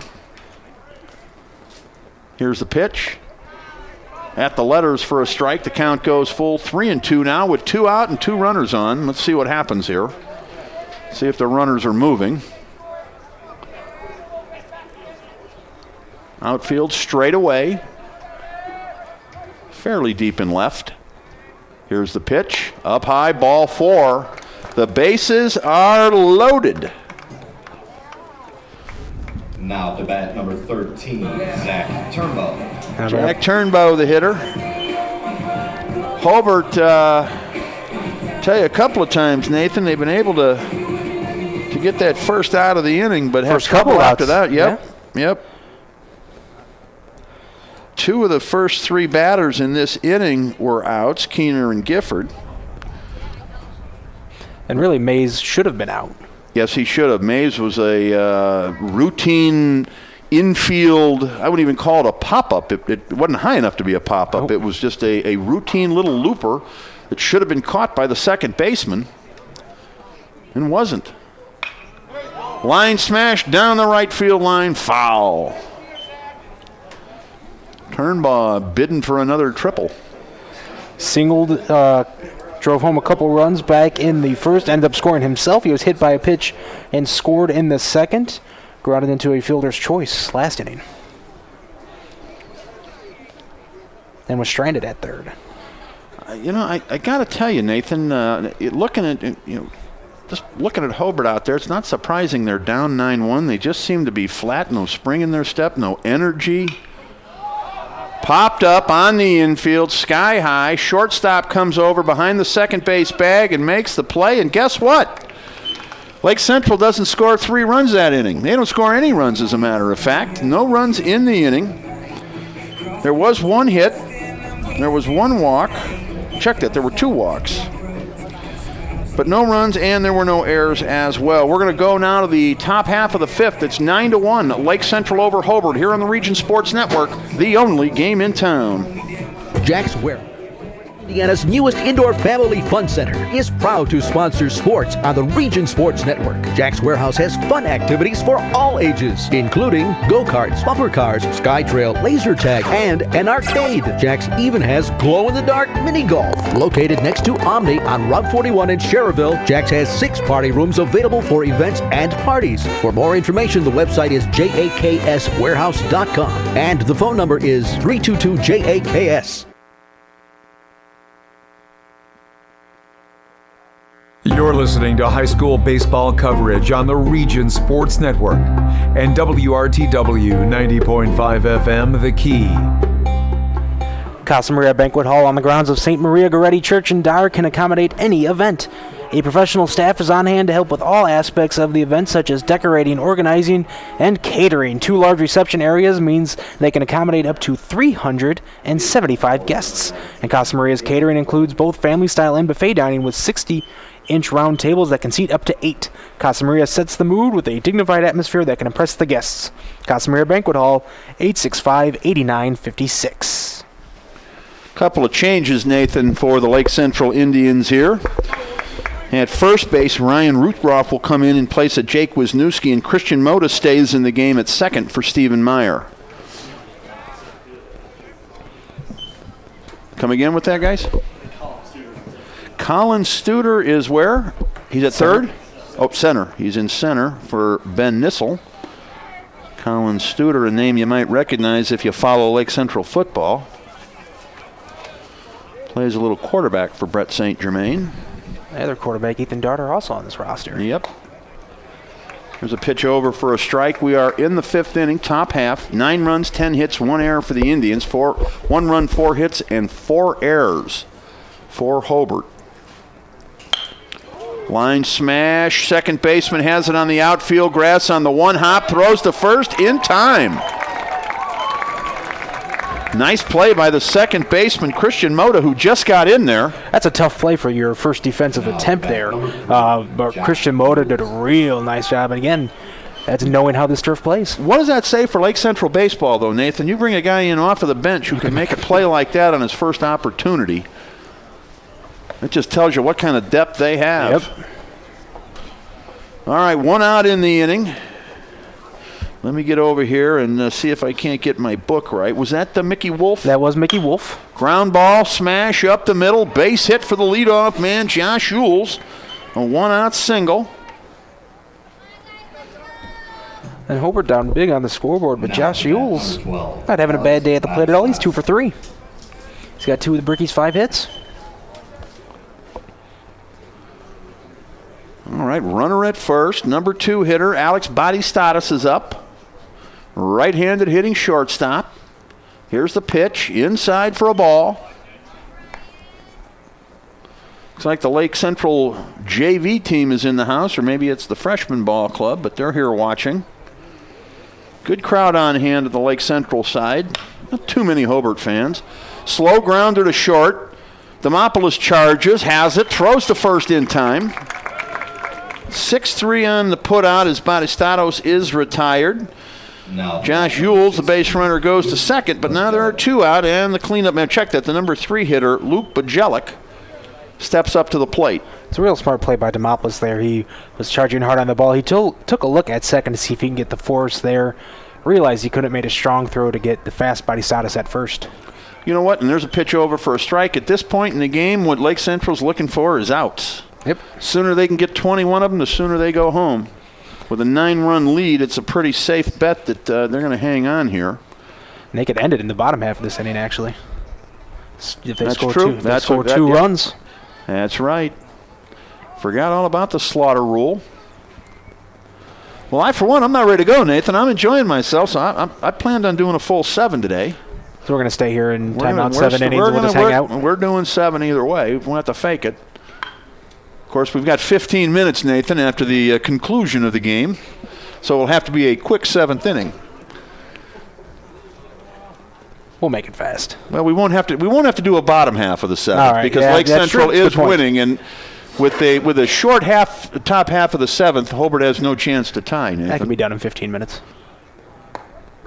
There's a pitch, strike 3, looking on the outside corner.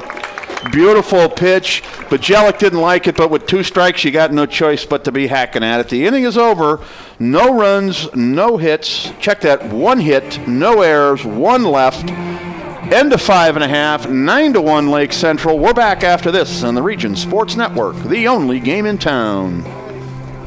Morris Baseball and Softball Center, a new baseball and softball development program in Northwest Indiana, provides instruction for aspiring athletes. The staff at Morris Baseball and Softball Center has over 95 years of combined professional experience, and they provide instruction which includes game-tested methods used by major league teams. Located inside Omni 41 in Schererville, Morris Baseball and Softball provides disciplined, well-organized practices and places players in highly competitive opportunities to achieve success. For more information on Morris Baseball and Softball, the phone number is 227-5250, and the website is morrisbaseballcenter.com.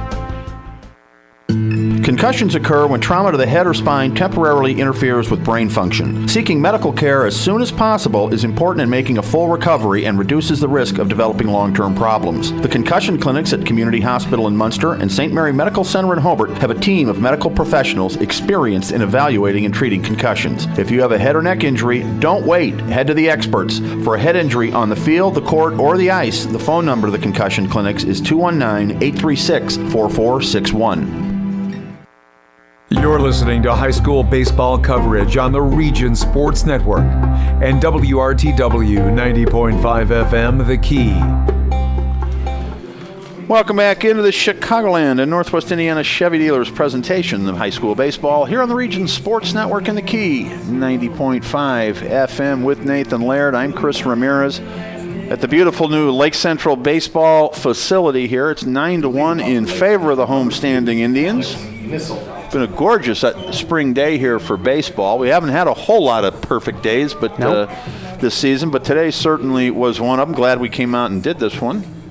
Hard to believe, but the state tournament is just around the corner. Got word that Lake Central still has one more game. They're going to do a makeup game against Washington Township out here on Monday. Fly ball out of play. Nothing like Memorial Day baseball. Matter of fact, Nathan, you might be doing some Memorial Day baseball. Is that still on? We're looking at that one. Got to make some arrangements there. You got Crown Point at Hanover Central on Monday. Here's the pitch. Check swing for a strike. 0-2 the count. That's what, a 10 o'clock game, Nathan? I believe it's a noon start? Yeah. We may have that one here for you on the Region Sports Network. Stay tuned, everybody. Check our website, regionsports.com. If we were able to get that on, we will put a listing up on the website. Put something on Facebook as well. Facebook.com/Region Sports, or you can follow us on Twitter at the RSN, THERSN. 1 ball, 2 strikes. There's a pitch that misses. Alex Nissel now with a 2 ball, 2 strike count. I got Nissel, Nathan, 1 for 1 with 2 walks. Is that accurate? That is correct. How about that, huh? You're catching up. Getting the hang of this scoring thing. There's a pitch that misses. The count goes full. 3 balls and 2 strikes.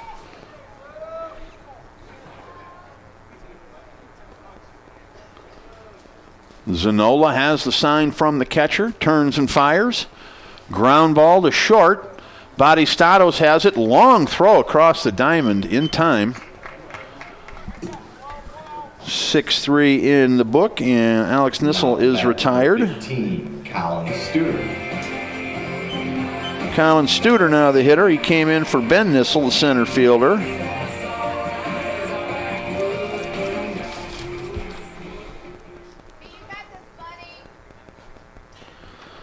Studer, a junior, so he'll be back on the, he'll get a chance to play on the new football field this fall.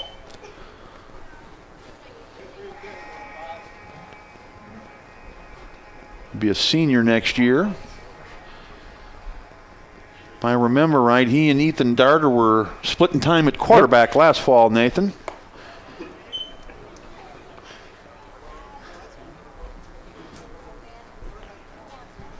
One ball, 1 strike, 1 out in the inning. Kicking the pitch. Upstairs and outside, 2-1 to count.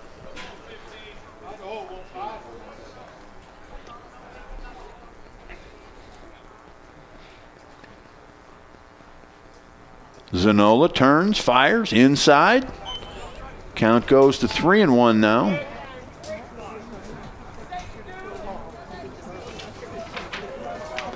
I don't know about you, Nathan. I love high school baseball, but the topic of high school football, I can handle 12 months out of the year. And looking over my shoulder to the right here at this stadium, I can't wait to see that thing open up. I'm in no hurry to get the summer over with. Don't get me wrong, but when football season does get here, I'll be a happy man. It's rapidly approaching. Here's the pitch. Line smash, left field. That's going to go over the left fielder's head. He came in on it and was doomed when he did. It goes all the way to the wall. Studer flying around second. He'll come into third. He's going to slide in there safely with a triple.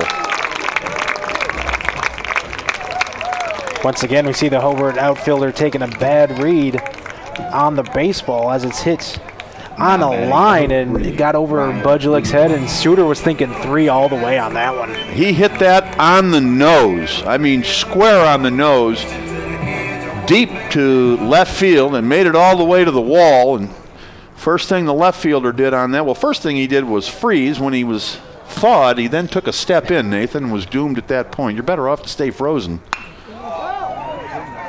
There's a pop-up. Fly ball, actually, into center field. Carried a little farther than I thought. Studer holds, tags, and comes home, slides in safely. It's an RBI. That was Ryan Ruthroff coming in to pinch hit on that one. Ryan Ruthroff with his first at-bat. He's actually playing second base, or first base for Wisniewski. So he comes in, gets a sac fly, RBI. Studer scores, and Jack Keener now is the hitter. Keener takes strike 1. Keener's a left-handed hitter. Lake Central, the 2012 Class 4A Indiana State Baseball Champions. What a team that was. Only lost 1 game all season long. That incredible 1-2 punch on the mound of, well, I'm drawing a blank, but hold on. I'll unblank in a second here. Taylor Leonard. Ground ball to second, and Jimmy McNamara were the 2 pitchers. Go. So 1-2-3 inning. Keener is retired. We'll go to the 6th. The score remains Lake Central 10, Hobart 1. Here on the Region Sports Network, the only game in town.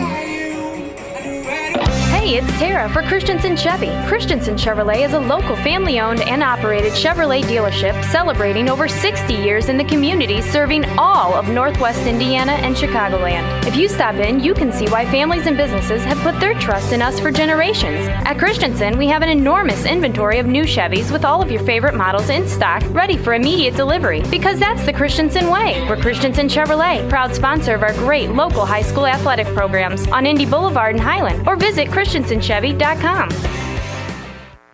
Triple Crown All-Stars Baseball and Softball Academy in Cherville is a year-round instructional facility featuring a fully AstroTurf building for team practice, batting cages, infield, and pitching mounds. The staff at Triple Crown features years of professional instruction in hitting, pitching, and fielding for both baseball and softball. Triple Crown All-Star Baseball and Softball Academy is located at 2208 US 41 in Cherville, and the number to call to make a reservation is 219-864-0711. The website is triplecrownallstars.com.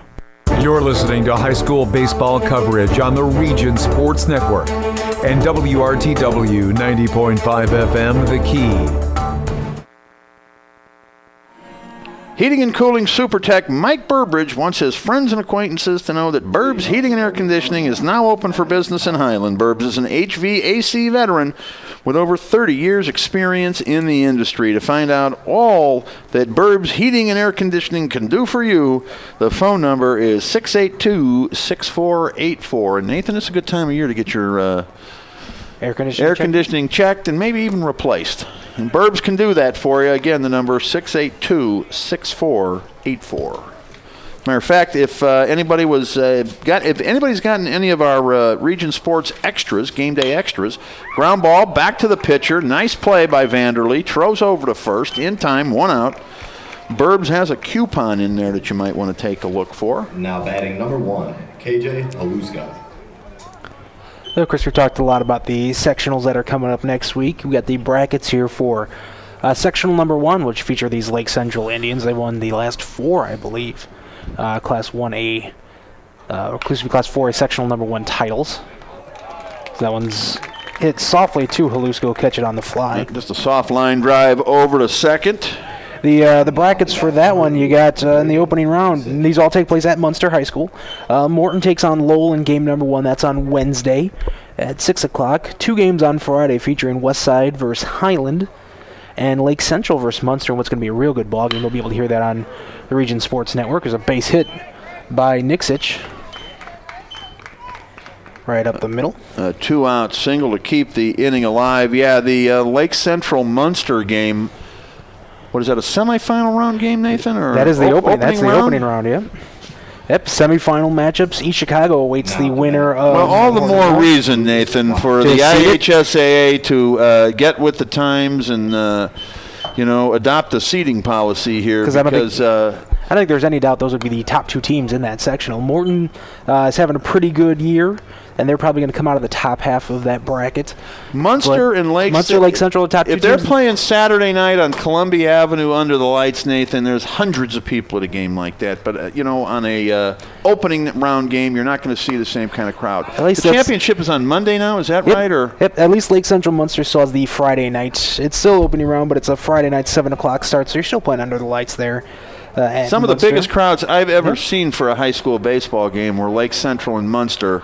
Saturday night sectional championship on Columbia Avenue. Those are fantastic games, classics through the years. The 2 semifinal games take place Saturday starting at 10 a.m. You got East Chicago Central versus the winner of Morton versus Lowell, and then the Westside Highland winner will take on the Lake Central Munster winner approximately 12:30 start. And Saturday championship, as Chris mentioned, Monday night at 7 o'clock. There's a pitch that just misses. Lake Central fans wanted that call. Hobart, the defending champions from sectional number 2. All these games are at Crown Point. You got Portage versus Valparaiso on Wednesday. That's followed by LaPorte versus Michigan City. They're back on Thursday with Chesterton versus Crown Point. And these Brickies taking on the Maryville Pirates. Yeah, that is a good sectional. I'll be out there a little bit. Line drive, foul, slices down the left field line out of play. Your 2 semifinals there take place on Friday. They're going to take Saturday off as a rain delay day just in case, but you got 2 sectional games there. Friday starting at 4:30. Championship again Monday at 6 o'clock from sectional number 2. Is school typically out, Nathan, sectional finals? But when that, it seems to me that school's usually in that, but now most schools will be out by that time. Well, most schools would have been out because of the snow days. A lot of schools have had to extend their years. Runner goes, pitch fouled off down the left field line again, out of play. Hit and run was on. I know Maryville schools have to go all next week. Then I believe they're done at that. Well, schools are doing a lot different now than they did back in my day, Nathan. We got out around the middle of June, June 10th, 12th, 15th, and you started after Labor Day. There's a pitch in the dirt, bounces sky high and all the way back to the wall. The runner goes from first to second. That was now the bat number 21, Jared Zanola.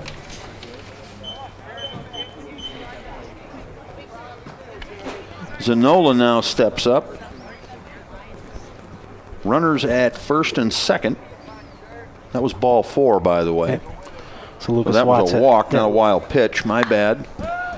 Fly ball, left field, short left. Actually just a pop-up. Shortstop backs up onto the grass. Demopoulos reaches up and makes the catch to end the inning. No runs, 1 hit, no errors. 2 men left on base. We'll go now to the bottom of the 6th. Lake Central can end it with a run. It's 10-1 in favor of the Indians here on the Region Sports Network, the only game in town. You're listening to the Region Sports Network on WRTW Crown Point and WRTK Paxton, Illinois. Sports in the region are about tradition, and since 1946, Berry Brothers in Hammond has built a tradition of quality and service. With a professionally trained sales staff, Berry Brothers offers a selection of quality American-made work boots, safety shoes, and apparel. Located on Indianapolis Boulevard, a half-mile north of Interstate 94, Berry Brothers is devoted to providing exceptional service to ensure the satisfaction of every customer. Berry Brothers is open 7 days a week, and gift certificates are available. The website is berrybros.com. You're listening to high school baseball coverage on the Region Sports Network and WRTW 90.5 FM, The Key. Calumet Harley-Davidson, located on Calumet Avenue and Main Street in Munster, is the region's authorized Harley-Davidson motorcycle dealer and service center. Customer satisfaction has been a top priority for Calumet Harley-Davidson for over 20 years. A visit to their showroom is always welcome. The number is 219-934-6366. That's 219-934-6366. They're online at CalumetHarley.com. Calumet Harley-Davidson, where the region goes to ride. Hometown Appliances and Electronics is now open at their new location on the northeast corner of 93rd and Route 41 in St. John. Enjoy the hometown experience. Hometown Appliance and Electronics. Big box savings. Hometown values. Just down the street from Lake Central High School in St. John. Nathan Laird, yours truly, Chris Ramirez here. We are in the bottom half of the 6th. Stephen Mays leads things off. Or rather, James Mays. Who's Stephen Mays, Nathan? Why would I say that? Where did I get that from? I believe he's an insurance agent. He's an insurance agent. That's right. He turned me down. So forget that I said him. Forget that name. It's James Mays. Mays, a right-handed hitter, wears number 1. Been on base a couple of times, once with a fielder's choice, another time with a base hit. Lake Central gets 1 run here. The game is over. The 10-run rule would be in effect. Popped it up. Zanola had a problem coming off the mound. Now the third baseman runs in and makes the catch near home plate. Zanola, again, had all kinds of trouble coming off of the mound there, seemed to stumble, but he's the last guy you want making that catch anyway, Nathan. Yeah, and Lucas Watts. Where was the catcher on that? Lucas Watts, the third baseman, came in aggressively, and Zanola, even after stumbling, looked like he still wanted to make the play, but Watts did a nice job calling him off and making sure he was vocal about it and getting Zanola out of the way to record the first out of the inning. No more than 10 feet away from home plate is where that happened. Catcher never really got out of the batter's box area on it. 1 down, Mays retired. Ian Gifford, the catcher, now up. He swings and misses at 1 in the dirt. He's quickly in an 0-2 hole.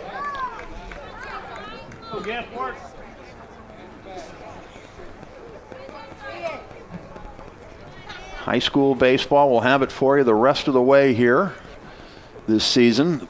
Local teams go to state. We'll go with them. There's a pitch swung on and missed. Strike 3. Gifford is out. his second straight K. To the plate, number 4. And now Christian Moda. All right, we've used a Mays baseball reference, Nathan. Let's do a Moda baseball reference. Can you give me a professional, former Major League player, last name Moda? Give me a first name. Guillermo.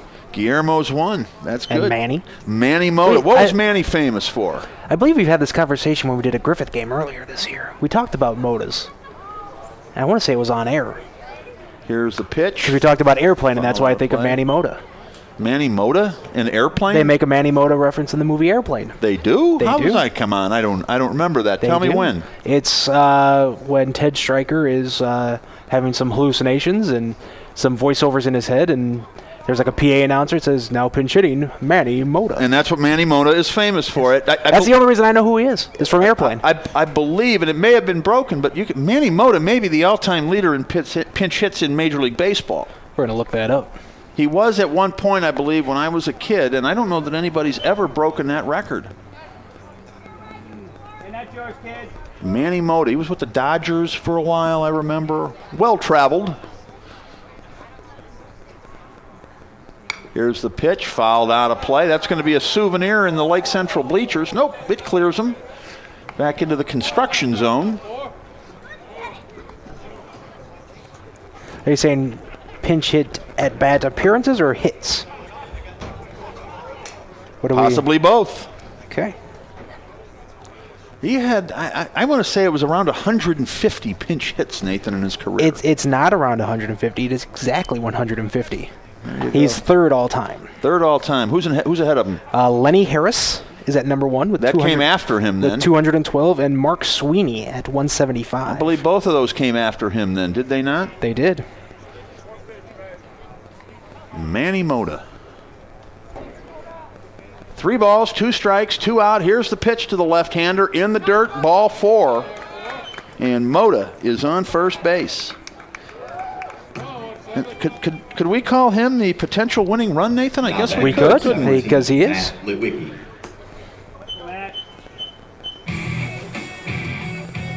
Have a pinch So let me hitter. ask you this, Nathan: what if Moda scores, the game ends early 11-1? Who actually would be the game-winning run? Would that be the second run of the game, or would that be the final run of the game? I think. How would you score that? Who would officially be credited with the game-winning run? I would There's say a pitch inside. The second run, I would think. You're throwing some tough ones at me today. So that runner at first would be the game-finishing run. Game-ending run? Game-ending run. There you go. The walk-off run? I'm not a big fan of the term walk-off. I don't. Really? I just never. Game-winning. That's Okay, what it fair is. enough. It's not a walk-off hit. It's a game-winning hit. Why would you demean it by calling it a walk-off? What's a walk? I think Chip Carey started that when he was broadcasting for the Cubs. Slow roller, third baseman comes in. He's not going to have a play. Check that. He throws the second. The runner had come around the bag, dives back in, and the throw goes into center. The 5th error of the game for the Hobart Bricky defense. Runners at the corners now. There was really no play out there. What happened, the runner coming around first, Moda, had overran the bag. Third baseman decided to throw back to second. Moda dove in, back to second base. The throw scooted out into right field. Moda was able to march over to third. Runners at the corners, 2 out now. That game-ending run just 90 feet away. That was a pinch hitter that picked up that infield hit. That was Matt Litwicki who got that hit, and we're going to have another pinch hitter here. Brian Vanderlee's coming in to hit. Brian Vanderlee, the pitcher, batting for himself here is what he's doing. Roger Clemens, Nathan, by the way. Roger Clemens was the name that came to mind for me. For whatever reason, Vanderlee's style seems to remind me of Roger Clemens on the mound. There's a pitch. Oh, that got a piece of the catcher, and that hurt. Not sure if it got his throwing hand. It may have. But boy, oh boy, you could hear him up here. Bob Glover Winston Jr. coming Payne. He's holding his ribs. I think he got him on past his chest protector there. He'll stay in the ball game.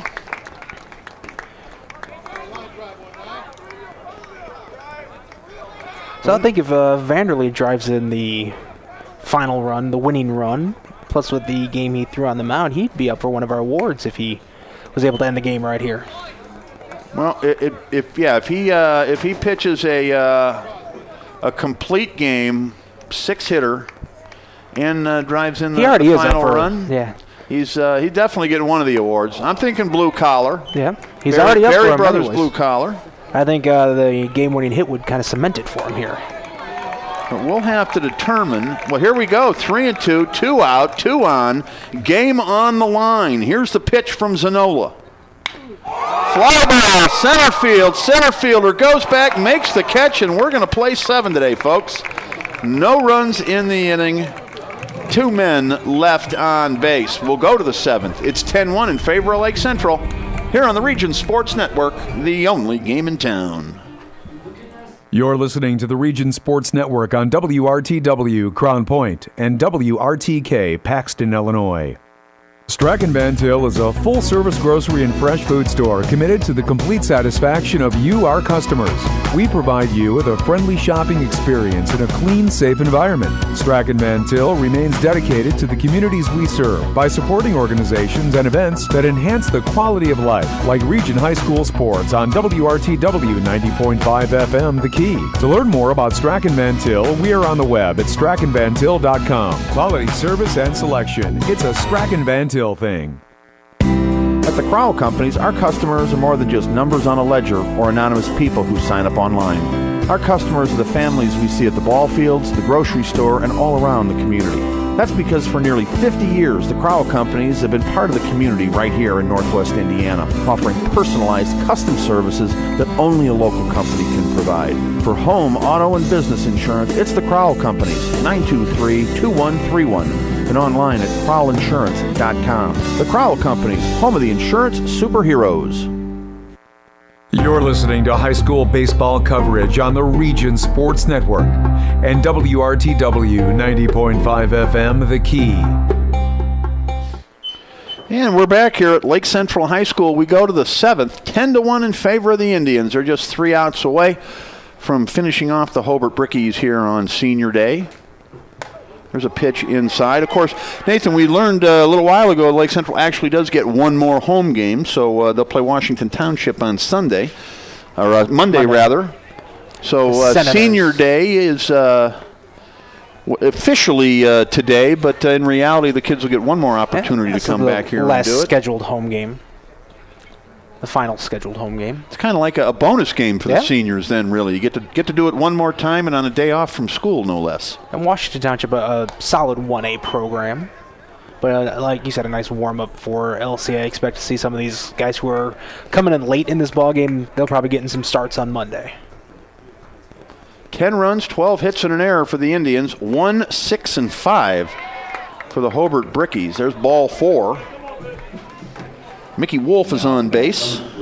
Josh Yules. We're going to go to the top of the order here. Josh Yules. Yules 2 for 3 on the afternoon.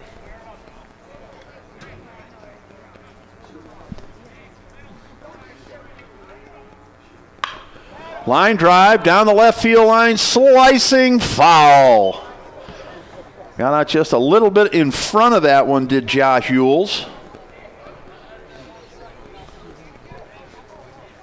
Going for the complete game is Brian Vanderlee. And Nathan, we've talked about him. Let's take a look ahead here at some of the post-game awards. A real workmanlike effort out there today for Vanderlee, and it'd be hard to leave him out of the award picture. And it would be hard to argue for anybody else for that Barry Brothers blue-collar player of the game. I think Brian Vanderlee might have the one all wrapped up. Yeah, when your offense scores 10 runs on 12 hits and gets 9 runs in the first 3 innings, it's hard not to look at some offensive players for your superhero award. There's a fly ball, line drive, short right, going to have a play at first. The runner gets back in safely. Well hit ball, but right at him. Now batting number 12, Alex Batistatos. Alex Batistatos is the hitter. Alex 1 for 3 in the ball game. But, this is a Bricky lineup, as mentioned in the pregame. They don't have a ton of power, but they could string together hits, and Vanderlee did a nice job keeping them stifled pretty much all day. Line drive to center field. Center fielder comes on and makes the catch. Yeah, they're not hitting it far, but they are hitting it on the nose right now, just hitting it right at somebody. Batistatos retired, 2 out, and then the Hobart Brickies are down to their final out. Just like that. Nathan taking a look at our Crowell Insurance Lantern Man Superhero of the Game candidates. There's a pitch down low for a ball. Stephen Meyer for Lake Central really set the table. And that was the first name that came to mind. 3 for 3. He reached base 3 times. Reached once on a fielder's choice, but he scored 3 runs. Was hit by a pitch. But as you said, setting the table for this offense, getting those guys in the middle of the order, somebody to drive in. And I think that's exactly what Stephen Meyer did today. There's a foul ball. It's a souvenir for the construction crew at the football field. Here's the next pitch. Pop straight up, back this way. Catcher has a play on it. Camps underneath it, makes the catch, and the ball game is over. A complete game 6-hitter for Brian Vanderlee. Lake Central wins it. 10 runs, 12 hits, and an error for the Indians. 1 run, 6 hits, and 5 errors for the Hobart Brickies. That 5 errors will do you in most of the time. We're going to take a quick timeout, come back, and we'll wrap this thing up within 15 minutes here on the Region Sports Network, the only game in town. You're listening to the Region Sports Network on WRTW Crown Point and WRTK Paxton, Illinois. Jack's Warehouse, Northwest Indiana's newest indoor family fun center, is proud to sponsor sports on the Region Sports Network. Jack's Warehouse has fun activities for all ages, including go-karts, bumper cars, sky trail, laser tag, and an arcade. Jack's even has glow-in-the-dark mini golf. Located next to Omni on Route 41 in Schererville, Jack's has 6 party rooms available for events and parties. For more information, the website is jakswarehouse.com, and the phone number is 322-JAKS. Morris Baseball and Softball Center, a new baseball and softball development program in Northwest Indiana, provides instruction for aspiring athletes. The staff at Morris Baseball and Softball Center has over 95 years of combined professional experience, and they provide instruction which includes game-tested methods used by major league teams. Located inside Omni 41 in Schererville, Morris Baseball and Softball provides disciplined, well-organized practices and places players at highly competitive opportunities to achieve success. For more information on Morris Baseball and Softball, the phone number is 227-5250, and the website is morrisbaseballcenter.com. Sports in the region are about tradition, and since 1946, Berry Brothers in Hammond has built a tradition of quality and service. With a professionally trained sales staff, Berry Brothers offers a selection of quality American-made work boots, safety shoes, and apparel. Located on Indianapolis Boulevard, a half-mile north of Interstate 94, Berry Brothers is devoted to providing exceptional service to ensure the satisfaction of every customer. Berry Brothers is open 7 days a week, and gift certificates are available. The website is berrybros.com. You're listening to high school baseball coverage on the Region Sports Network and WRTW 90.5 FM, The Key.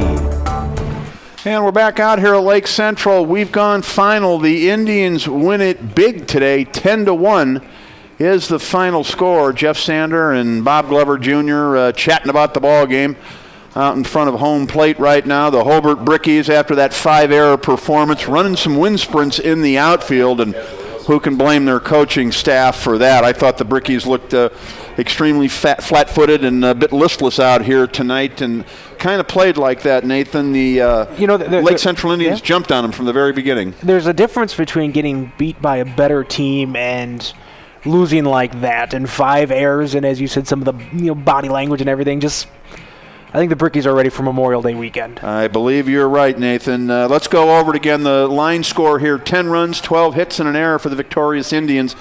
1 run, 6 hits, and 5 errors for the Hobart Brickies. The winning pitcher in the game is Brian Vanderlee, and taking the loss for the Hobart Brickies in this one is Alec Legg. It started early and went often for Lake Central. Stephen Meyer got things going. Right off the bat, the leadoff hitter for Lake Central got on. Demopoulos followed, and then Zach Turnbaugh and Nathan drove in the first couple. Yeah, and it was all over from there. That's all the Indians needed right away. The top of the order really got things going for Lake Central, and they didn't stop. All right, well, that said, let's start with our Crowell Insurance Lantern Man Superhero Award winner of the game, Nathan. When your team scores 10 runs and only gives up 1, you can find a few different guys to give that award to, but again, we thought the table setter, Stephen Meyer, with what he did getting on base and scoring 3 times, gets him the nod. It'd be interesting to see the percentages in any level of baseball, how often or what kind of percentage of games you win when your leadoff man scores 3 runs, and not even within the first 3 innings like Stephen Meyer did. I'm guessing you win a lot of ball games when your leadoff man scores 3 times, and Stephen Meyer got the job done today. He had a single. He was hit by a pitch. He also reached on a fielder's choice, but then he ended up stealing a base from there. So he did a little bit of everything to get on, get over, and get in. And Nathan, all in all, the Lake Central leadoff position in the lineup, the number 1 spot in the lineup, not necessarily always leading off an inning, 5 for 5 in getting on base today. I've got Mota getting on twice when he came into the ball game to relieve Meyer. Yeah, Mota drew 2 walks, so between Meyer and Mota, and you have your leadoff man with an on-base percentage of 1,000, you're going to win a lot of games that way.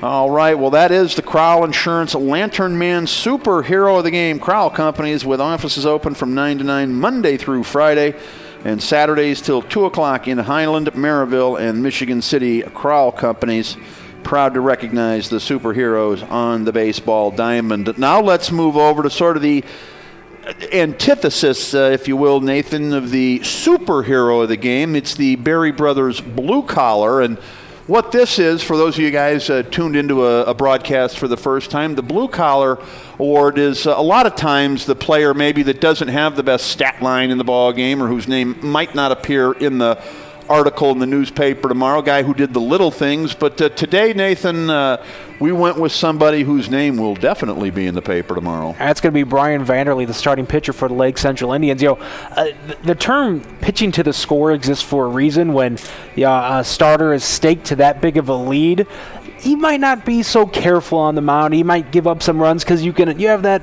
wiggle room there to give up something. Brian Vanderlee didn't take that approach at all on the hill today. He was very aggressive going after these Hobart hitters and had some really good stuff out there, scattering just 6 hits. Only gave up the 1 run after he hit Mickey Wolf. And getting that run over was on 2 outs. Wolf got hit by a pitch, then he gave up a ground ball to Josh Eulis, and Batistadas hit a ground ball to the second baseman, and that was after an error as well. So really, he didn't give up much more after that, just really that hit by pitch that cost him. But Brian Vanderlee was really sharp today, and that combination between him and Matt Litwicki, that's going to give LC a dangerous 1-2 as we enter the tournament. So Brian Vanderlee, the winning pitcher, and the Berry Brothers Blue Collar Player of the Game. Berry Brothers on Indianapolis Boulevard, providing quality work and safety footwear for the Northwest Indiana working men and women since 1946. That's an awful long time, Nathan. It really is. And now, finally, Nathan, let's name the Langle's Pizza Play of the Game. And again, Lake Central provided a few different choices here. Which one are we going to go with? We're going to go with one that came in the first inning, really set the tempo for this game, and it drove in all the runs the Indians needed. That was the 2 RBI single by Zach Turnbaugh. He drove in Stephen Meyer and Jory Demopoulos, and those 2 runs, it's all Lake Central needed here on this afternoon. All right. Well, Nathan, I think we've got it pretty much all covered here. Is there anything you want to add? Looking forward to the tournament starting next week. I have a feeling both these teams are going to have some postseason success. It's been a tough week for the Brickies, but they face some really good competition. I think they'll fare well in sectional number 2, and should Lake Central survive game number 1 next week, that you'll hear right here on the Region Sports Network, I think they'll advance pretty far in the tournament as well. So really looking forward to that. All right, Nathan. Well, that's going to pretty much wrap it up from here. Before we read our list of advertisers and sponsors here, let's give some credit. Want to thank first the managers in today's ball game, Jeff Sander for Lake Central, and Bob Glover Jr. rather, for the Hobart Brickies, for helping us prepare, sending us in lineups and stats and things like that, whatever we could get out of them this week. Thank you very much. I know sometimes with the season going on, Nathan, it can be a little distracting or whatever for the coaches. Especially late in the season. You don't want to give up that information, but both these guys very cooperative this week. Thanks, of course, as always, to the athletic departments and everybody involved with both schools as well. Thank you to our listeners. Thank you to Jody McManus at WRTW, the station manager, for making sure that everything goes smooth. Special thanks to Brett St. Germain as well, the head football coach and assistant athletic director. It was nice talking to him, getting kind of the lowdown, Nathan, of what's going on here with all the construction and everything, and never too early to start talking a little bit of high school football. And I'm ready for it now. All right, well, that's going to wrap it up here. Before we go, we want to let you know that Region Sports Network coverage of high school baseball on the internet at regionsports.com and on the radio at the Key 90.5 FM WRTW is underwritten by the Chicagoland and Northwest Indiana Chevy dealers, your MVPs of MPGs, by the Crowell Companies, your insurance superheroes, by Berry Brothers, a tradition of quality and service since 1946, by McShane's Business Products and Solutions since 1921, by the Lake County Agents of Indiana Farm Bureau Insurance, by Strachan Van Til, where fresh is more than just a word, by Christensen Chevrolet in Highland, driving the American dream, the concussion clinics at Community Hospital in Munster and St. Mary Medical Center in Hobart, by Misprint in Munster and Hammond for custom print, design, and signs, by Morris Baseball and Softball Center providing elite instruction, by Randall K. Miss Accounting Group putting the numbers to work, by Jack's Warehouse, great entertainment for the whole family, by Triple Crown Baseball and Softball Academy where the All-Stars train, by Casa Maria Banquet Hall in Dyer making your special event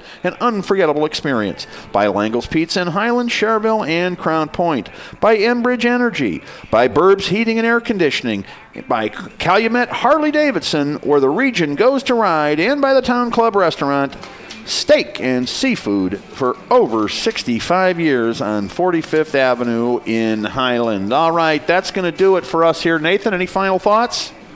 Like I said, just looking forward to the postseason starting next week, and it's win or go home time. All righty. Well, Nathan, you enjoy a nice long Memorial Day weekend, and we'll get back at it on Monday. Sounds great. For everybody at the Region Sports Network, including my broadcast partner, Nathan Laird, I'm Chris Ramirez. Thank you for listening. That's all from Lake Central High School today. So long, everybody. This has been a production of the Region Sports Network, the only game in town. You're listening to the Region Sports Network on WRTW Crown Point and WRTK Paxton, Illinois.